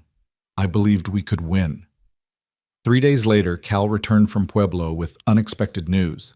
He'd found Diego Martinez, who'd agreed to testify about the suspicious fire that destroyed his shop. But more than that, he'd found 6 other people, small business owners, ranchers, even a widow whose husband had supposedly died in an accident on Boone's property, all with stories of Boone's corruption, all willing to speak up if others did the same. Miguel and Rafael returned the same evening with similar reports. The neighboring ranchers, it turned out, had been waiting for someone to stand up to Boone. They'd seen his schemes, suffered from his manipulations, but been too isolated to challenge him alone. Now, learning that Jonas Keaton was taking the fight to Denver, they wanted to help. Within a week, we had a coalition. 15 people with documented grievances against Silas Boone, all willing to travel to Denver and testify. Judge Morrison coordinated everything, sending telegrams, arranging for the hearing to be expanded into a full investigation of Boone's business practices. "You've started something," the judge told us when he came to the ranch to review our evidence. "Something bigger than just your case. If we can prove Boone's corruption, it could bring down half the territorial administration." "Good," Jonas said grimly. They deserve to fall. The hearing was set for 3 weeks away, in territorial court in Denver. We spent those weeks preparing, rehearsing testimony, going over documents until I could recite account numbers in my sleep. Anna and Carmen took turns staying at the ranch with me while the men made trips to Denver to meet with the territorial attorney who'd agreed to represent us, a young firebrand named Samuel Chen who'd built a reputation for taking on powerful men. The night before we were set to leave for Denver, I couldn't sleep. I kept thinking about everything that could go wrong, all the ways this could end in disaster. Around midnight, I gave up and went to the kitchen, thinking I'd make tea. Jonas was already there, sitting at the table with a single lamp burning, staring at nothing. Couldn't sleep either? I asked, sitting down beside him. Kept thinking about what happens if we lose, if Boone wins and I lose the ranch. He looked at me, his eyes shadowed. I keep trying to imagine starting over somewhere else, and all I see is you standing in another auction block because I couldn't protect you. That won't happen. You don't know that. You're right, I don't. I took his hand. But I know this, whatever happens tomorrow, whatever the court decides, I choose you. Not this ranch, not Colorado, not safety or security. You. If we have to run, we run. If we have to start over with nothing, we start over. As long as we're together, that's enough. Is it? His voice cracked. Is it really enough, Evelyn? You deserve better than a life on the run, better than...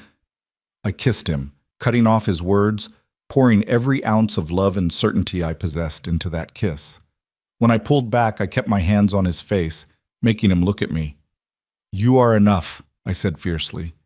You have always been enough. The ranch, the money, none of that matters compared to you. So tomorrow we're going to walk into that courtroom with our heads high, and we're going to tell the truth, and we're going to trust that truth still means something in this world. And if it doesn't, if we lose everything, then we'll build something new, together. He pulled me into his lap, wrapping his arms around me, and we sat there in the lamplight, holding each other as if we could will away the dawn and the reckoning it would bring. Outside, an owl called in the darkness. The wind whispered through the aspens, and in the quiet kitchen of a ranch that might soon belong to someone else, two people who'd found each other in the worst of circumstances held tight to hope, and each other, and prayed it would be enough. Dawn came too quickly, breaking over the mountains like a wound opening in the sky. We left the ranch before the sun fully cleared the peaks, a caravan of 3 wagons carrying Jonas, me, Cal, the Ortega brothers, and all our witnesses and evidence. Judge Morrison had gone ahead 2 days earlier to prepare, and Samuel Chen had sent word that he'd meet us at the courthouse steps. The journey to Denver took 2 full days of hard travel. We camped the first night in a canyon outside Colorado Springs, huddled around a fire while Diego Martinez told stories of better times before Boone had destroyed his livelihood. The other witnesses chimed in with their own tales of loss and injustice, their voices growing stronger as they realized they weren't alone. By firelight, with the stars wheeling overhead, our ragtag band of survivors became something more, a united front, a chorus of truth that refused to be silenced. Jonas sat beside me, his shoulder pressed against mine, his hand finding mine in the darkness whenever he thought no one was looking. Cal noticed, of course, my brother missed nothing, but he just smiled and said nothing, his earlier concerns apparently satisfied by the way Jonas looked at me, like I was something precious he'd fight the whole world to keep. We reached Denver on a cold October morning, the city sprawling before us in a haze of coal smoke and progress. It was bigger than I'd imagined, more chaotic, with buildings 3 and 4 stories tall, lining streets crowded with wagons, horses, and people from every corner of the world. The territorial courthouse stood at the center of town, an imposing brick structure with white columns that seemed designed to make ordinary people feel small. Samuel Chen met us on the steps, as promised, a slender Chinese man in his 30s with wire-rimmed glasses and an intensity that crackled like lightning. He'd come to America as a child, worked his way through law school against impossible odds, and now specialized in cases nobody else would touch, the poor against the powerful, the voiceless against the corrupt. Mr. Keaton, Miss Harper. He shook our hands briskly. Judge Morrison has briefed me on everything. I'll be honest, this is going to be difficult. Boone has retained Harrison Blackwood, the best defense attorney money can buy. The territorial secretary who signed that writ is Blackwood's brother-in-law. We're fighting uphill in a rainstorm. But we can win? I asked, hating how desperate I sounded. Chen's expression softened. We have truth on our side, Miss Harper. Whether that's enough? He shrugged. We're about to find out. The hearing starts in 1 hour. Let's go over your testimony one final time. The next hour passed in a blur of last-minute preparations. Chen drilled me on questions Blackwood might ask, coached me on staying calm under pressure, reminded me that my job was simply to tell the truth clearly and completely. Jonas paced the hallway outside the courtroom like a caged animal, his nervous energy so palpable I could feel it from across the room. Finally, the bailiff called us inside. The courtroom was more crowded than I'd expected.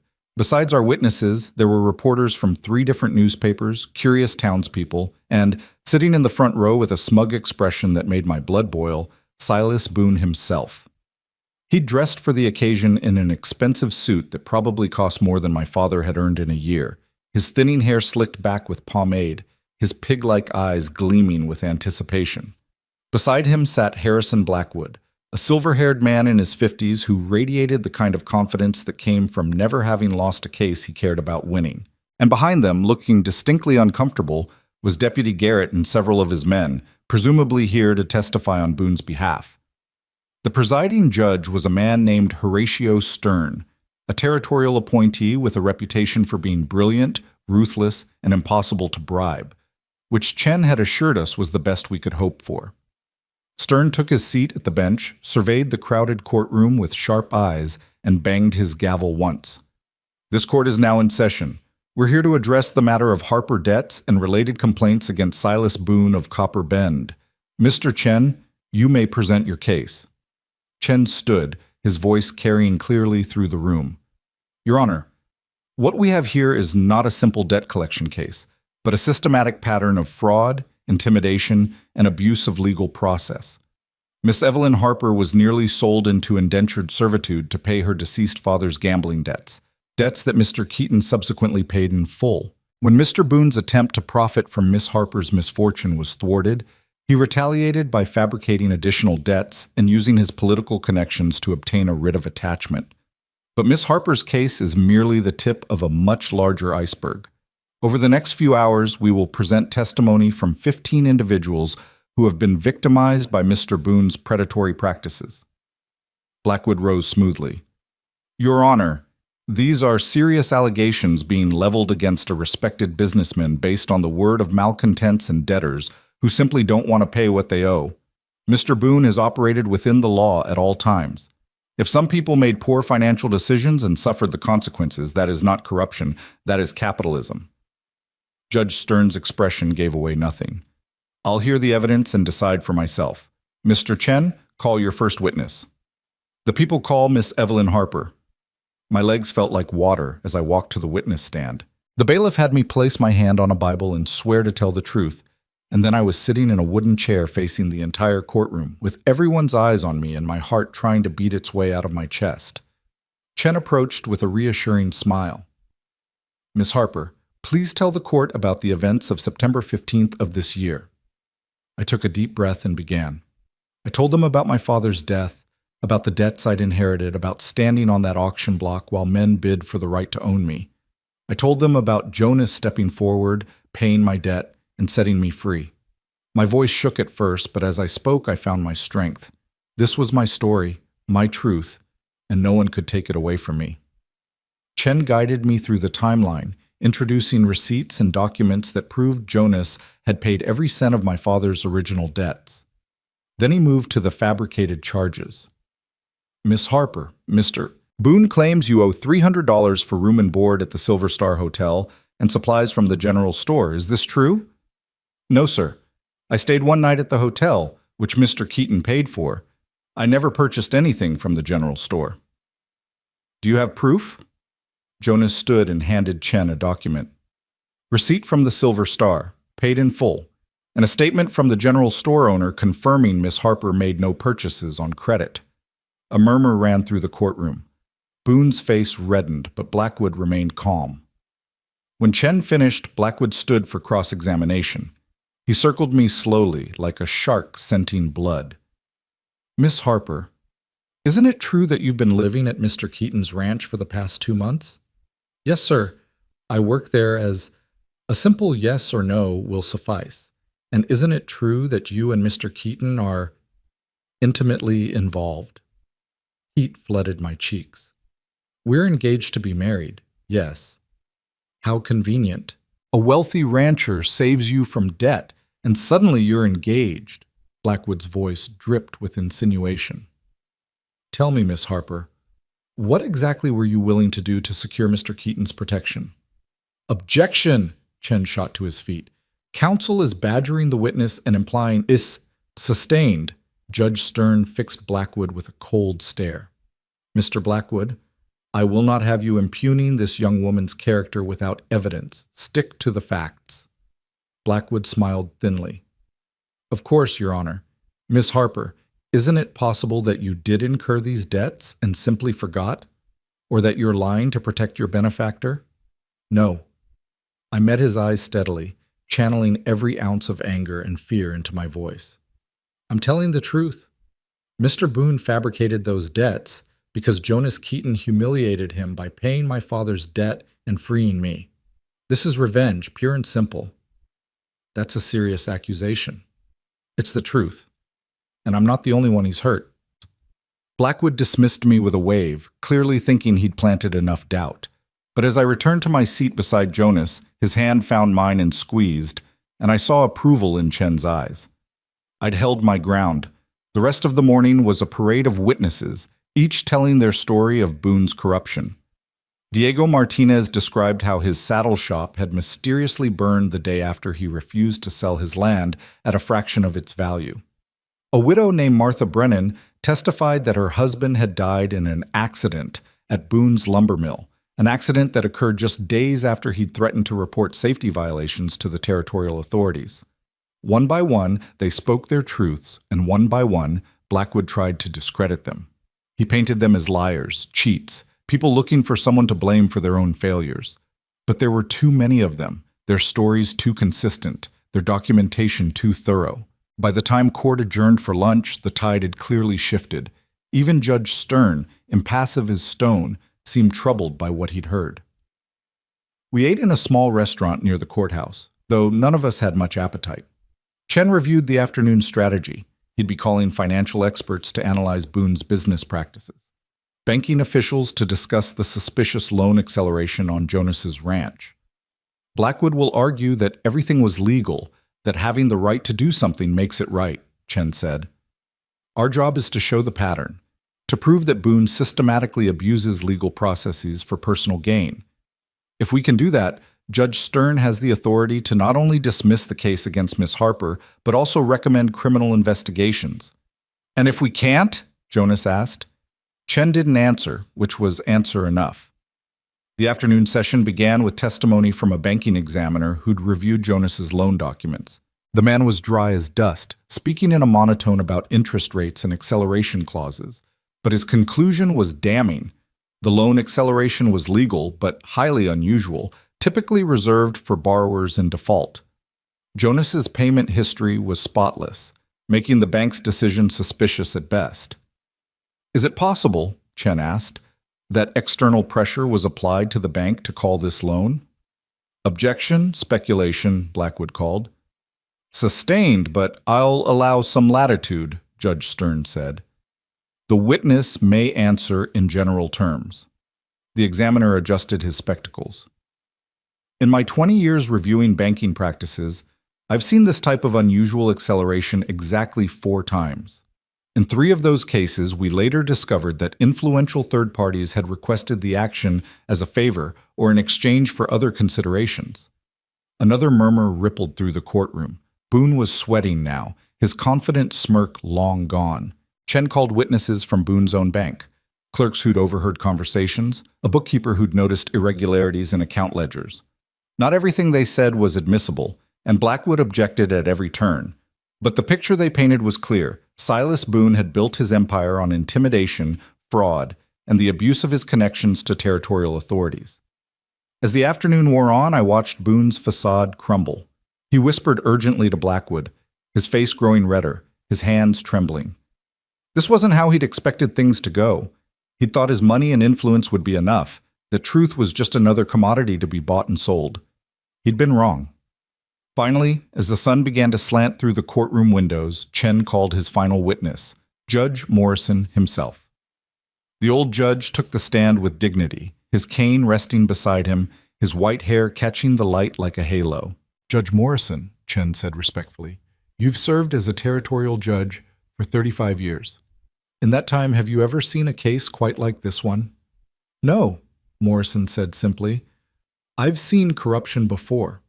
It's endemic to frontier territories where law is still finding its footing, but I've never seen someone weaponize legal process quite so thoroughly as Silas Boone. He's found every loophole, exploited every ambiguity, used every connection to turn the law into a tool of oppression rather than justice. Objection, Blackwood said wearily. The witness is offering opinion, not fact. Your Honor, Chen countered, Judge Morrison's expertise and experience make his opinion highly relevant to this case. I'll allow it, Stern said. Continue. Morrison leaned forward, his eyes boring into Boone across the courtroom. That writ of attachment Deputy Garrett presented was legal in its form, but corrupt in its purpose. It was obtained through lies, executed through intimidation, and designed to terrorize an innocent young woman into submission. And when that didn't work, Boone went after the man who'd helped her, trying to destroy his livelihood as punishment for having the audacity to be decent. The old judge's voice rose, filling the courtroom with righteous anger. This is not how justice works. This is tyranny dressed in legal robes, and it must be stopped. The courtroom erupted in applause. Judge Stern banged his gavel for order, but even he looked moved by Morrison's words. Blackwood rose for cross-examination, but his heart clearly wasn't in it anymore.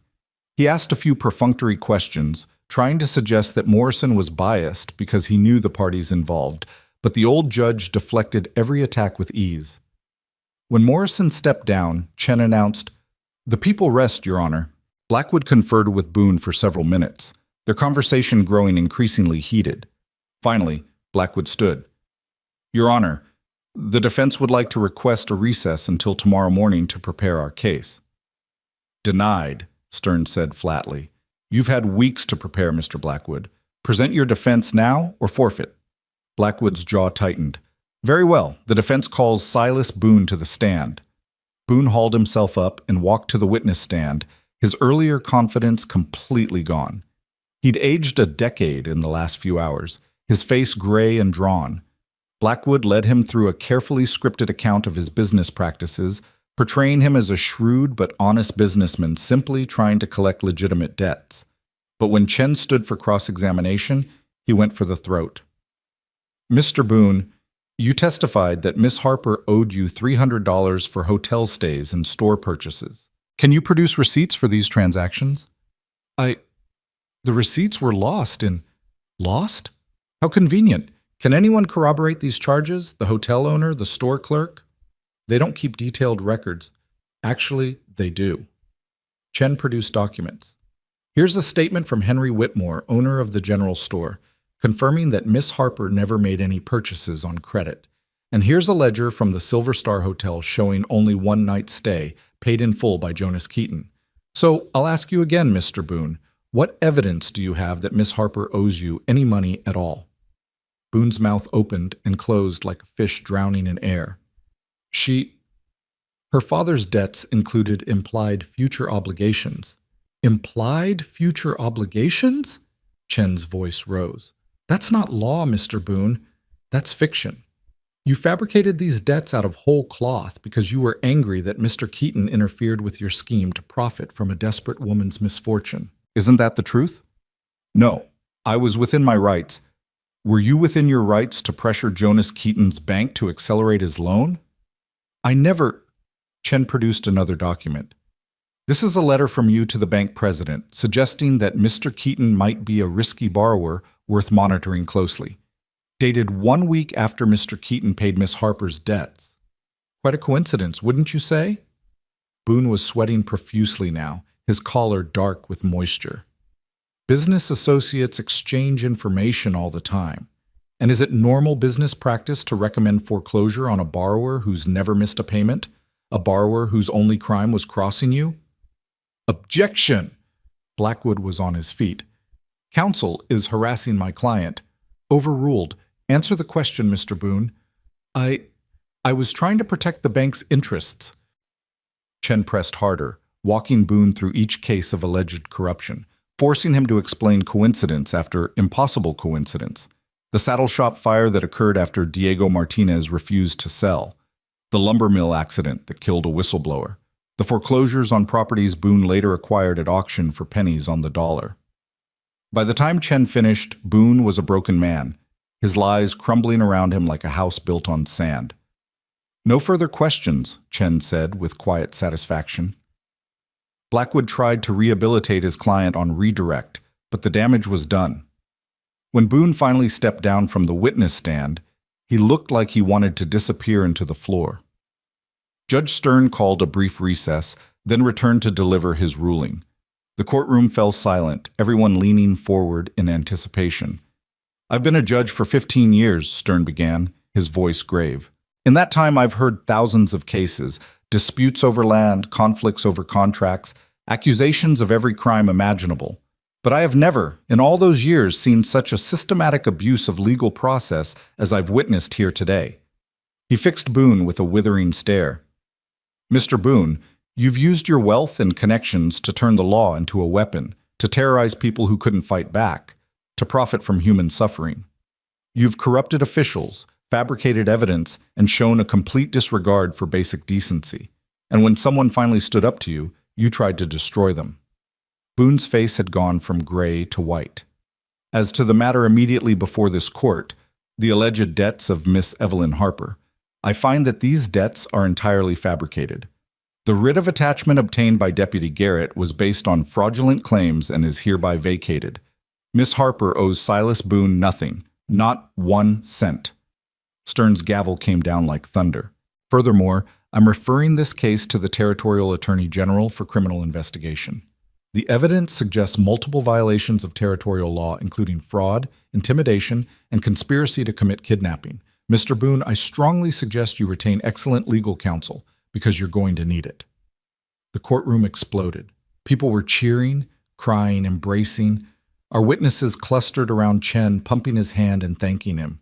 Diego Martinez had tears streaming down his weathered face. Martha Brennan was sobbing with relief. And Jonas pulled me into his arms and held me so tight I could barely breathe, his face buried in my hair, his shoulders shaking. We won, he whispered, his voice breaking. Oh God, Evelyn, we won. We won, I repeated, the words not quite feeling real yet. It's over. It's really over. But even as I said it, even as relief washed through me like a cleansing rain, I saw Boone rising from his seat. He moved like a sleepwalker, his eyes unfocused, all the fight gone out of him. Deputy Garrett and his men had already slipped out the back, clearly wanting no part of the fallout to come. Blackwood was packing his briefcase with jerky, angry movements, his perfect record finally tarnished. Judge Morrison made his way through the crowd to us, his face split by a wide smile. Well done, all of you. I knew if we could just get the truth in front of an honest judge, justice would prevail. What happens now? Cal asked, appearing at my side with Miguel and Raphael. To Boone, I mean? That depends on the Attorney General's investigation, Morrison said. But based on what came out today, at minimum, he'll lose his banking license, probably face criminal charges. His empire is finished. Chen joined us, his normally composed demeanor cracked by a genuine smile. Congratulations. That was one of the most satisfying victories I've ever had in court. Thank you, Jonas said, shaking the attorney's hand. We couldn't have done this without you. You could have, actually. You had the truth on your side. I just helped you present it clearly. Chen adjusted his glasses. Now, there's one more matter to address, Mr. Keaton's ranch loan. My heart, which had just started to settle, kicked back into high gear. What about it? Judge Stern's ruling affects that too. The loan acceleration was clearly retaliatory, obtained through Boone's influence. I've already spoken with the bank's representatives here in Denver. They're prepared to rescind the acceleration and restore the original loan terms. Seems they're eager to distance themselves from anything connected to Silas Boone right now. Jonas looked like he might fall over. The ranch? I get to keep the ranch? You get to keep everything, Mr. Keaton. Your land, your home, your reputation, your future. Chen's smile widened. Seems like a good day for new beginnings. We left the courthouse in a daze, stepping out into the cool October evening. Denver's streets were lighting up with gas lamps, the city transforming into something magical and full of possibility. Behind us, inside the courthouse, Boone was being questioned by marshals about the criminal investigation. His world was crumbling while ours was being reborn. That night, we celebrated at a restaurant recommended by Judge Morrison, a fine establishment with white tablecloths and more forks per place setting than I'd ever seen. Our entire group crowded around a long table, eating food that tasted like victory and drinking toast to justice, to courage, to second chances. Diego Martinez raised his glass. To Jonas Keaton, who reminded us what it means to stand up for what's right. To Evelyn Harper, Martha Brennan added, whose bravery gave the rest of us courage. To Samuel Chen, Cal chimed in, the best damn lawyer in Colorado. We drank and laughed and told stories late into the night, our voices rising over the clinking of glasses and the hum of other diners. For the first time in months, we weren't looking over our shoulders, weren't waiting for the other shoe to drop. We were simply alive, simply free, and that was enough. Later, after the others had returned to their hotels, Jonas and I walked through Denver's lamplit streets, hand in hand, not ready to let the day end quite yet. We found ourselves in a small park, a patch of green surrounded by the city's bustle, and sat on a bench beneath a maple tree, just beginning to turn gold. I keep waiting to wake up, Jonas said softly. To find out this was all a dream, and we're still fighting, still scared. It's real, I assured him, squeezing his hand. We're free, Jonas. Really, truly free. He turned to face me, the lamplight catching in his gray eyes and turning them silver. Then I guess it's time to make good on that proposal. Evelyn Harper, will you marry me? Not someday when things are settled, not eventually when we've figured everything out, but soon. Soon as we get back to the ranch. Because I don't want to spend another day without you being my wife. Tears blurred my vision, but they were happy tears, joyful tears, the kind I'd thought I might never cry again. Yes, yes, 1,000 times yes. He pulled a small box from his pocket. When had he found time to buy a ring? And opened it to reveal a simple gold band with a small diamond that caught the light and threw tiny rainbows across my hand. It wasn't fancy or expensive, but it was perfect. I bought it 3 weeks ago, he admitted as he slipped it onto my finger. Before the hearing, before I knew how any of this would turn out, I was so certain we'd win because the alternative, losing you, losing everything, wasn't something I could let myself imagine.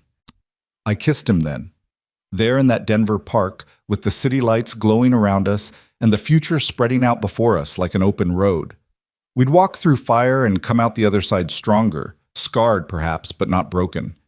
We'd face down corruption and cruelty and won with nothing but truth and determination. And now, finally, we could start living instead of just surviving. We returned to the ranch 3 days later, our wagons lighter without the weight of fear pressing down on us, our hearts fuller than they'd been in months. The valley spread out before us in all its autumn glory, the aspens burning gold against the dark pines, the creek catching the afternoon sun like liquid silver. Coming home had never felt sweeter. Miguel and Rafael rode ahead to spread the news of our victory, and by the time our wagons pulled into the yard, Ana and Carmen were waiting with their children, tears of joy streaming down their faces. The women embraced me like I was family, laughing and crying at once, while the children danced around Jonas, firing questions about Denver and the courthouse, and whether the bad banker was really going to jail.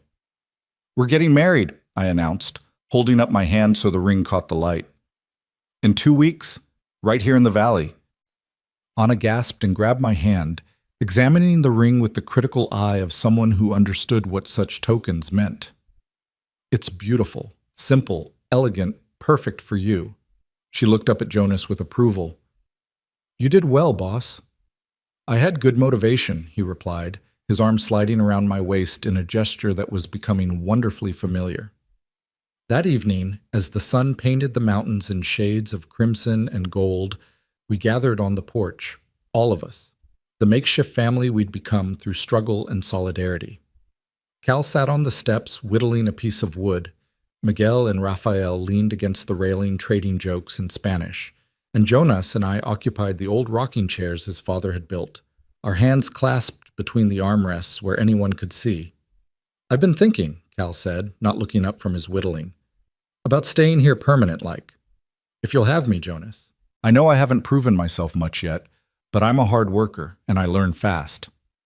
"Already proved yourself," Jonas said firmly. "You rode to Pueblo, found Martinez, helped build our case. Far as I'm concerned, you've got a place here as long as you want it."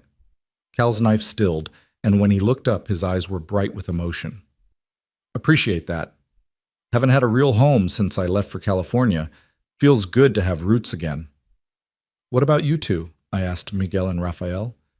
"After everything that's happened, if you wanted to find work somewhere quieter, somewhere without all this drama—" Rafael laughed, the sound warm and genuine. "Are you kidding? We just helped take down the most corrupt banker in Colorado. That's the kind of story a man tells his grandchildren. Besides, boss pays fair, the work is good, and now we get to watch him try to plan a wedding. That alone is worth staying for." "I know how to plan a wedding," Jonas protested. "Boss, you eat beans straight from the can when Evelyn's not around. No offense, but wedding planning requires a level of civilization you haven't quite mastered." Everyone laughed, even Jonas, and the sound echoed across the valley like a benediction.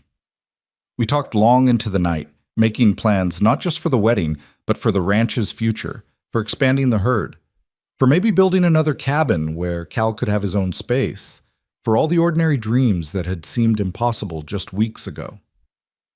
The next 2 weeks passed in a flurry of preparation that made facing down Silas Boone in court seem simple by comparison. Anna and Carmen took charge of the wedding arrangements with the fierce determination of generals planning a campaign, and I quickly learned that arguing with them was futile. They knew every woman within 50 miles who could sew, bake, or arrange flowers, and they mobilized that network with frightening efficiency. "You just worry about being beautiful," Anna told me when I tried to insist on helping. "Leave the rest to us." My wedding dress came together like magic, sewn by 3 women in town who'd heard about our victory and wanted to contribute. It was simple but elegant, made of cream-colored silk that Carmen had somehow procured from a merchant in Colorado Springs, with delicate lace at the collar and cuffs that had belonged to Anna's grandmother. When I tried it on for the first time, standing in front of the small mirror in my room, I barely recognized myself. The frightened girl who'd stood on that auction block was gone. In her place stood a woman who'd faced her demons and won, who'd found love in the unlikeliest of places, who'd learned that strength came not from never falling, but from getting back up every single time. "You look like a queen," Carmen said softly, adjusting the lace at my shoulders. "Jonas is going to forget how to breathe when he sees you." "That might make the vows complicated," I joked, but my voice caught on the words. In 3 days, I would marry Jonas Keaton. In 3 days, I would stop being Evelyn Harper and become Evelyn Keaton. The name felt strange on my tongue, unfamiliar but right, like a coat that needed breaking in before it fit perfectly. Jonas, for his part, threw himself into ranch work with renewed vigor, as if he needed to prove to himself that this was all real, that we really had won, that the ranch really was safe. He and Cal worked from sunrise to sunset mending fences, checking cattle, preparing for the coming winter. But every evening, no matter how tired he was, Jonas would find me on the porch, and we'd sit together watching the stars come out, talking about everything and nothing, learning each other's rhythms and patterns. "Nervous?" he asked 2 nights before the wedding, his thumb tracing circles on my palm. "Terrified," I admitted. "Not about marrying you, that's the only thing I'm certain of, but about being a wife, running a household, living up to what people expect. You've been running this household for 2 months already, and doing a better job than I ever did.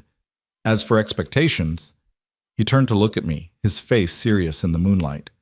"The only expectation I have is that you be yourself. That's all I want, Evelyn. Not some perfect idea of what a wife should be, but you, stubborn and brave and funny and real." "I can do that?" I whispered. "I think I can definitely do that." The morning of the wedding dawned clear and cool, the kind of perfect autumn day that felt like a gift from a benevolent universe. I woke before sunrise, too nervous to sleep, and found Anna already in the kitchen making coffee and humming a Spanish melody that sounded like hope set to music. "The bride should be resting," she scolded gently, but her eyes were warm. Couldn't sleep. Too many thoughts spinning around in my head. She poured me a cup of coffee and sat down beside me. When I married Miguel, I was 17 and scared out of my mind. I kept thinking about all the ways I might fail him, all the things I didn't know about being a wife. My mother told me something that morning that I've never forgotten. What did she say? She said that marriage isn't about being perfect. It's about showing up every day and choosing to love that person, even when they leave their boots in the middle of the floor, or snore like a bear, or forget important anniversaries. Anna smiled at the memories. She said the only thing that matters is whether you want to keep choosing them, day after day, year after year. Everything else you figure out as you go. And do you still choose him? Every single day, even when he drives me crazy. She squeezed my hand. From what I've seen, you and Jonas have already chosen each other through the worst circumstances imaginable. The rest is just living into that choice. As the sun climbed higher, the ranch transformed into something out of a dream. Neighbors began arriving in wagons and on horseback, not just from nearby ranches, but from Copper Bend itself, people who'd heard about our victory and wanted to celebrate with us.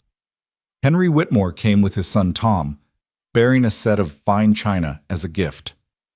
Father Daniels arrived with his worn Bible and a smile that could light up a dark room. Even Judge Morrison made the long journey, his old bones protesting every bump in the road, but his spirit unbowed. "Wouldn't miss this for the world," the judge told me when I expressed surprise at seeing him. "After everything you two have been through, seeing you marry feels like watching justice itself walk down the aisle." Diego Martinez came with a beautiful saddle he'd crafted himself, refusing payment despite Jonas's protests. Martha Brennan brought preserves and jams enough to last through the winter. One by one, the people whose lives we'd touched, whose courage we'd helped awaken, came to bear witness and celebrate. Cal found me in my room as I was putting the final touches on my hair, his eyes suspiciously bright. "You look just like Ma," he said, his voice rough with emotion. "She'd be so proud of you, Evie. So damn proud." I hugged him tight, this brother who'd come back to me just when I needed him most, who'd stood beside me through the trial and never wavered. "I love you, Cal. Thank you for finding your way back to me." Couldn't stay lost forever. Besides, someone needs to walk you down that aisle, and I'll be damned if I let anyone else have the honor. The ceremony was held beneath the aspens at the edge of the valley, where the trees formed a natural cathedral, and the mountains rose up like witnesses. Someone had built a simple arbor decorated with late-season wildflowers and golden leaves. Chairs borrowed from 3 different ranches stood in rows facing the arbor, every seat filled with people who'd become our community, our chosen family.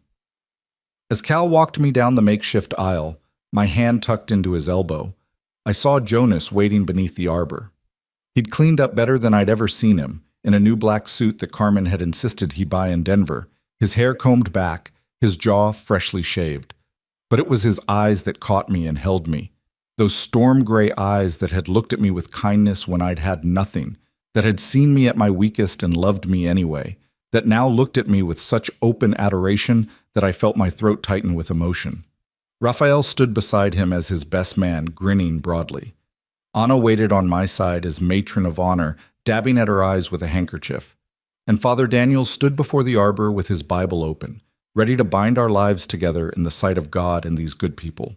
Cal placed my hand in Jonas's and stepped back, and suddenly the world narrowed to just the two of us, standing before each other with our whole future stretching ahead like an unwritten book. "Dearly beloved," Father Daniels began, his voice carrying across the clearing, "we are gathered here today to witness the joining of Jonas Keaton and Evelyn Harper in holy matrimony. This is a union forged not just in joy, but in trial, tested by fire, and found true. If anyone can show just cause why these two should not be joined, speak now, or forever hold your peace." The silence that followed was profound, broken only by the rustle of aspen leaves and the distant call of a hawk. No one spoke because there was nothing to say. Anyone with eyes could see that we belonged together. "Jonas," Father Daniel said, "do you take this woman to be your lawfully wedded wife, to have and to hold from this day forward, for better or worse, for richer or poorer, in sickness and in health, to love and to cherish till death do you part?" "I do." Jonas's voice was steady, sure, his eyes never leaving mine. "And I promise to be worthy of that gift every day of my life." "Evelyn, do you take this man to be your lawfully wedded husband, to have and to hold from this day forward, for better or worse, for richer or poorer, in sickness and in health, to love and to cherish till death do you part?" "I do," I said, and the words felt like a key turning in a lock, opening a door to a future I'd once thought impossible. "With all my heart." Jonas pulled out a second ring, a match to my own, simple gold that caught the sunlight. He slipped it onto my finger, his hand surprisingly steady despite the emotion I could see swimming in his eyes. "With this ring," he said, "I thee wed." "Every cent I paid for your freedom, Evelyn, was the best money I've ever spent. But I'm paying for a lot more than that now. I'm paying with my whole heart, my whole life, forever. And I consider it the bargain of a lifetime." Laughter rippled through the gathered witnesses, soft and warm, and I had to blink back tears as I took his ring and slipped it onto his finger. "With this ring, I thee wed." You bought my freedom, Jonas Keaton, but I'm giving you something freely that can never be bought. My love, my trust, my tomorrow. Take them knowing they're yours for as long as stars shine and the mountains stand. "By the power vested in me by the territory of Colorado," Father Daniel said, his voice thick with emotion, "I now pronounce you husband and wife. Jonas, you may kiss your bride." Jonas cupped my face in his hands, his touch infinitely gentle, and kissed me with a sweetness that made my toes curl in my borrowed shoes. The gathered crowd erupted in cheers and applause, but I barely heard them. There was only Jonas, his lips on mine, his arms around me, and the certain knowledge that I was finally, completely, irrevocably home. The celebration that followed was something out of a fairy tale. Tables had been set up in the yard, groaning under the weight of food that everyone had contributed: roasted chickens and beef, fresh bread and preserves, pies and cakes of every description. Someone had brought a fiddle, another a guitar, and soon music filled the valley, lively reels that had people dancing in the grass, young and old alike. Jonas and I led the first dance, spinning across the makeshift dance floor while everyone watched and cheered. He'd claimed he couldn't dance, but he moved with surprising grace, holding me close and whispering things in my ear that made me blush and laugh in equal measure. "Worth every coin," he murmured as we swayed to a slower tune, his breath warm against my temple. "Worth everything, Evelyn Keaton." "Say that again," I requested, loving the sound of it. "Evelyn Keaton, my wife, the woman who's going to drive me crazy and keep me sane in equal measure for the rest of my life." "That's quite a job description. You're more than qualified." We danced until my feet ached, then danced some more. Cal cut in at one point, spinning me around until I was dizzy and laughing. Miguel and Rafael took turns as well, both of them offering brotherly advice about married life that was equal parts helpful and ridiculous. Even old Judge Morrison insisted on one dance, moving slowly but with courtly precision. "You did good, child," he told me as we moved across the grass. "Both of you did. You reminded this old man that honor and decency still mean something in this world. We couldn't have done it without you." "Perhaps, but I just opened doors. You two walked through them with courage. That's what matters." He smiled, his wrinkled face full of warmth. "Be happy, Evelyn. You've earned it." As the sun began to set, painting the mountains in shades of orange and purple, people gradually began to leave, heading home before darkness fell. They departed with hugs and well wishes, promises to visit soon, invitations for us to come calling. Our community, these people who'd stood with us, were sending us off into married life with their blessings and support. Finally, as the last wagon disappeared down the valley road, it was just us, Jonas, me, Cal, and the Ortega brothers. We sat on the porch watching the stars come out, exhausted and happy and full of good food and better company. "I'm going to bunk with Miguel and Rafael tonight," Cal announced, standing and stretching. "Give you two some privacy on your wedding night." "You don't have to," I started, but Cal waved me off. "Yes, I do. You're married now, Evie. You deserve time alone with your husband without your brother snoring in the next room." He kissed the top of my head. "Be happy, sister. You've earned it." Miguel and Rafael followed him to the barn, calling out teasing goodbyes that made me blush. And then it was just Jonas and me, sitting on the porch of our home, not his anymore, but ours, with the valley spread out before us and a lifetime ahead. "Tired?" Jonas asked, his arm around my shoulders. "Exhausted, happy, a little overwhelmed." I leaned into him, breathing in the scent of him, leather and pine and something uniquely his. Is it always going to be like this? This feeling that I might wake up and find it was all a dream? If it is, we're having the same dream, and I'm not planning on waking up anytime soon. He stood and offered me his hand. "Come on, Mrs. Keaton, let me show you to our room." Our room, not his room, not the guest room where I'd spent the last 2 months, but the room we'd share from this night forward.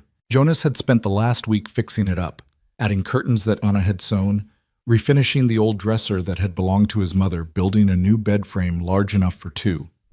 He lit the lamp on the bedside table and warm light spilled across the space.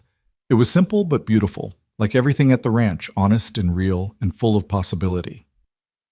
"I need to tell you something," Jonas said, suddenly nervous.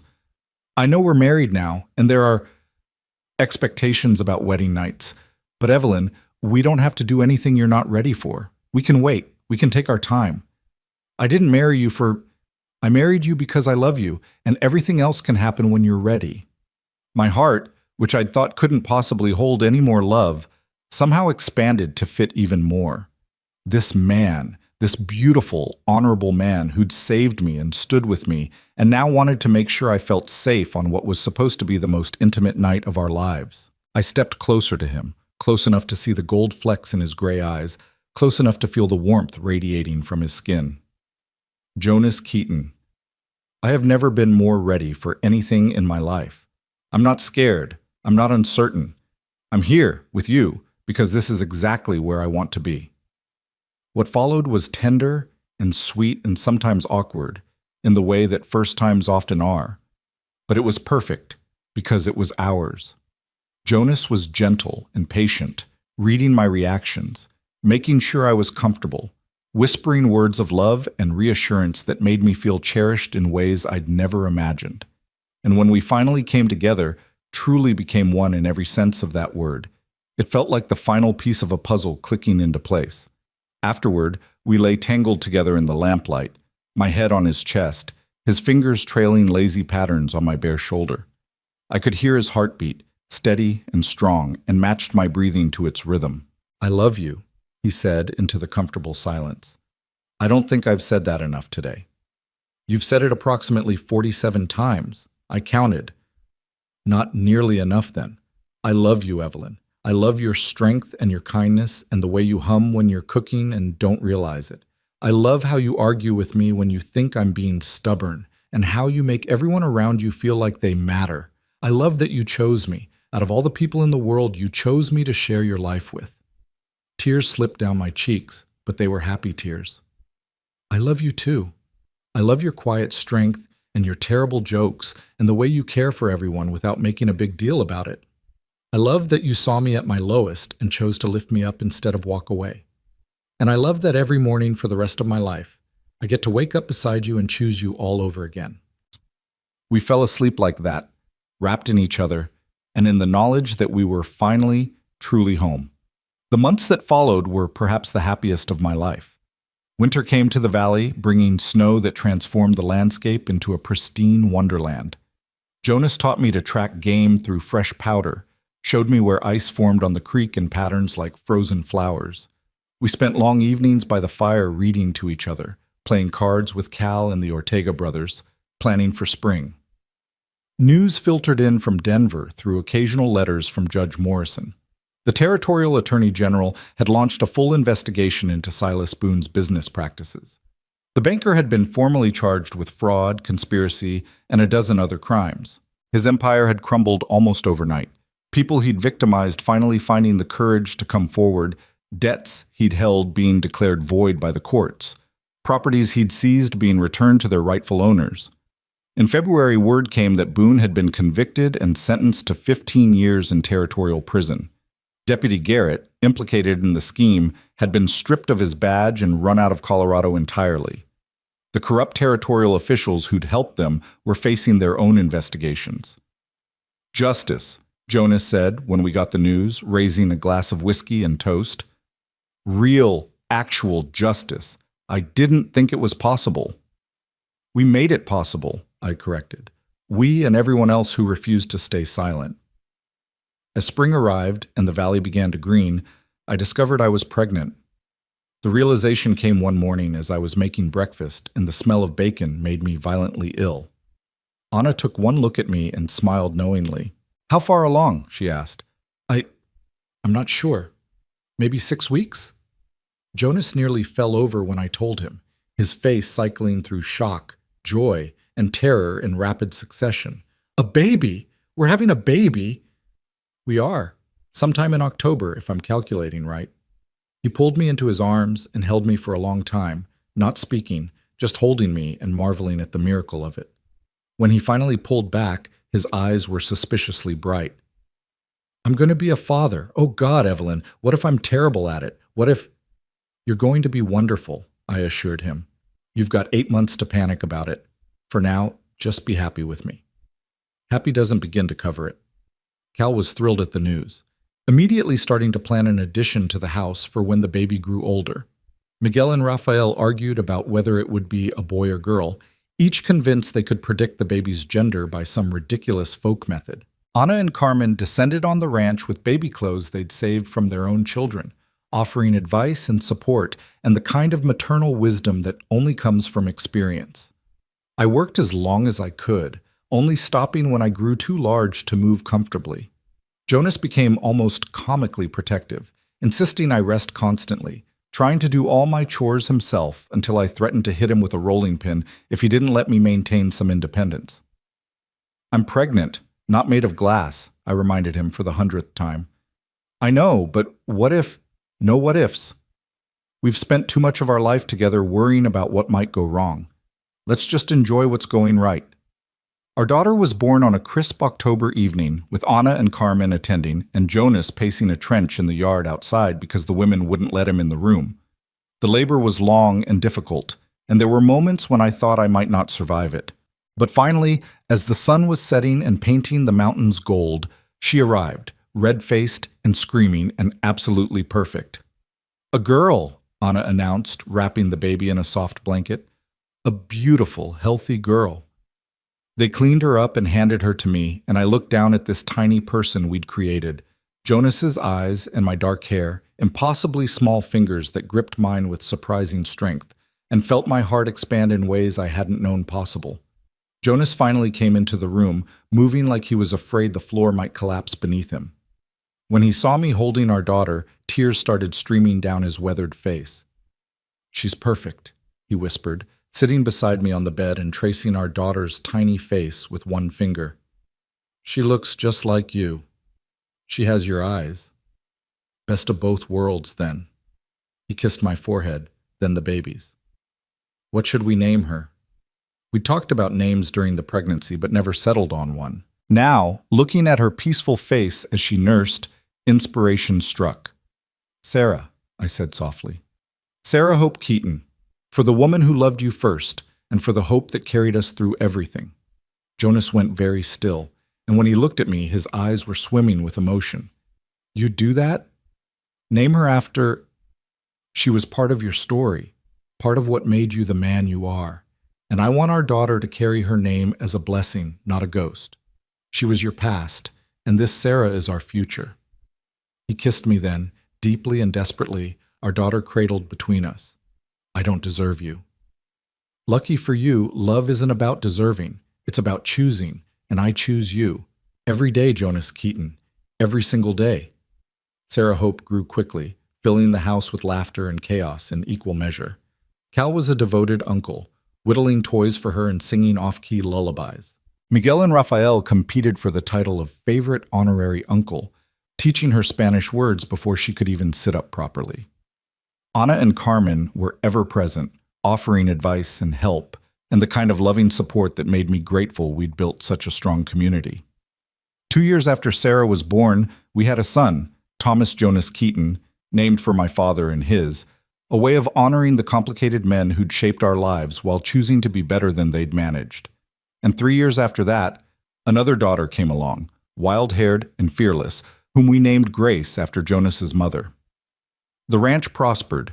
Jonas's careful management and hard work paid off in expanding herds and improving land. Cal proved invaluable, eventually taking over much of the daily operations while Jonas focused on breeding programs and business development. Miguel and Rafael bought property adjacent to ours, building homes for their growing families while continuing to work the ranch. Years passed in a blur of seasons, springs spent calving and branding, summers working cattle and mending fences, autumns preparing for winter, winters huddled by the fire telling stories and planning for the next year. Our children grew strong and healthy, learning to ride almost before they could walk, helping with chores as soon as they were able, becoming part of the land the way Jonas and I had. Sometimes, on quiet evenings when the children were asleep and the ranch was peaceful, Jonas and I would sit on the porch and remember that day at the auction block, that moment when our lives had intersected and changed everything. It seemed like a lifetime ago and yesterday, all at once. "Do you ever regret it?" I asked him one such evening, watching the sun set over the mountains we'd come to know so well. "Paying that debt? Getting involved in all that chaos?" Jonas looked at me like I'd grown a second head. "Regret you? Regret our life together? Our children? This home we've built? Evelyn, paying your father's debt was the best decision I ever made. Worth every cent and 1,000 times more. Even when the kids are driving you crazy and the cattle are breaking through fences and nothing goes according to plan? Especially then." He pulled me close, and I settled against him with the ease of long practice. Because even on our worst days together, they're better than my best days alone. You taught me that living isn't the same as surviving, that opening your heart to love means risking loss, but the alternative is no life at all. Pretty philosophical for a cowboy. I have hidden depths. Yes, you do. We sat in comfortable silence as darkness fell and stars began to appear. From inside the house, we could hear the children settling down for bed, their voices carrying through the open windows. Cal's deeper rumble as he read them a story, the faint lowing of cattle in the distance, the wind whispering through the aspens. "I paid your debt with forever," Jonas said quietly, echoing the words he'd spoken at our wedding. "And I'd do it again in a heartbeat. Every day with you is a gift I never expected to receive. And every day with you is a gift I'll never take for granted." I turned to kiss him, this man who'd saved me and loved me and built a life with me that exceeded my wildest dreams. "Thank you, Jonas Keaton, for seeing me when I was invisible, for choosing me when you could have walked away, for loving me when I couldn't love myself." "Always," he promised. "From that first moment to this one and every moment that comes after. Always." Years later, when our children had children of their own, they'd ask us to tell the story of how we met. We'd gather them on this same porch, 3 generations of Keatons, and we'd tell them about an auction block and a debt that became a blessing. We'd tell them about courage and corruption, about standing up for what's right even when the cost seems too high. We'd tell them about the long road from Denver and the courtroom where truth prevailed against all odds. But most of all, we'd tell them about love. The kind of love that doesn't come easy or cheap, that requires sacrifice and strength and the willingness to keep choosing each other through every storm. The kind of love that transforms a business transaction into a sacred covenant, that turns strangers into soulmates, that proves over and over that some debts are best paid not with gold, but with forever. And as the sun would set over the mountains, and the children would finally drift off to sleep, full of stories and dreams, Jonas and I would remain on the porch, our hands clasped, our hearts full, living proof that sometimes, just sometimes, the world grants us fairy tales disguised as everyday miracles. We'd won our fight for justice all those years ago, but the real victory, the one that mattered most, was the life we'd built in the aftermath. The children who called this valley home, the love that had deepened with each passing year, the community we'd helped build, where people stood up for each other and cruelty couldn't take root, Silas Boone had tried to buy and sell human dignity, to reduce people to commodities and transactions. But Jonas had shown a different way. That true wealth wasn't measured in gold, but in the lives you touched, the love you gave, the family you built from broken pieces. And every evening, as I sat on that porch with my husband's hand in mine and our legacy sleeping safely inside, I gave thanks for the day I was sold as a bride of debt, and a cowboy said he'd pay it with forever. Because that forever turned out to be more beautiful than any price tag could capture, more valuable than all the gold in Colorado, and more precious than anything else this wild, wonderful world had to offer.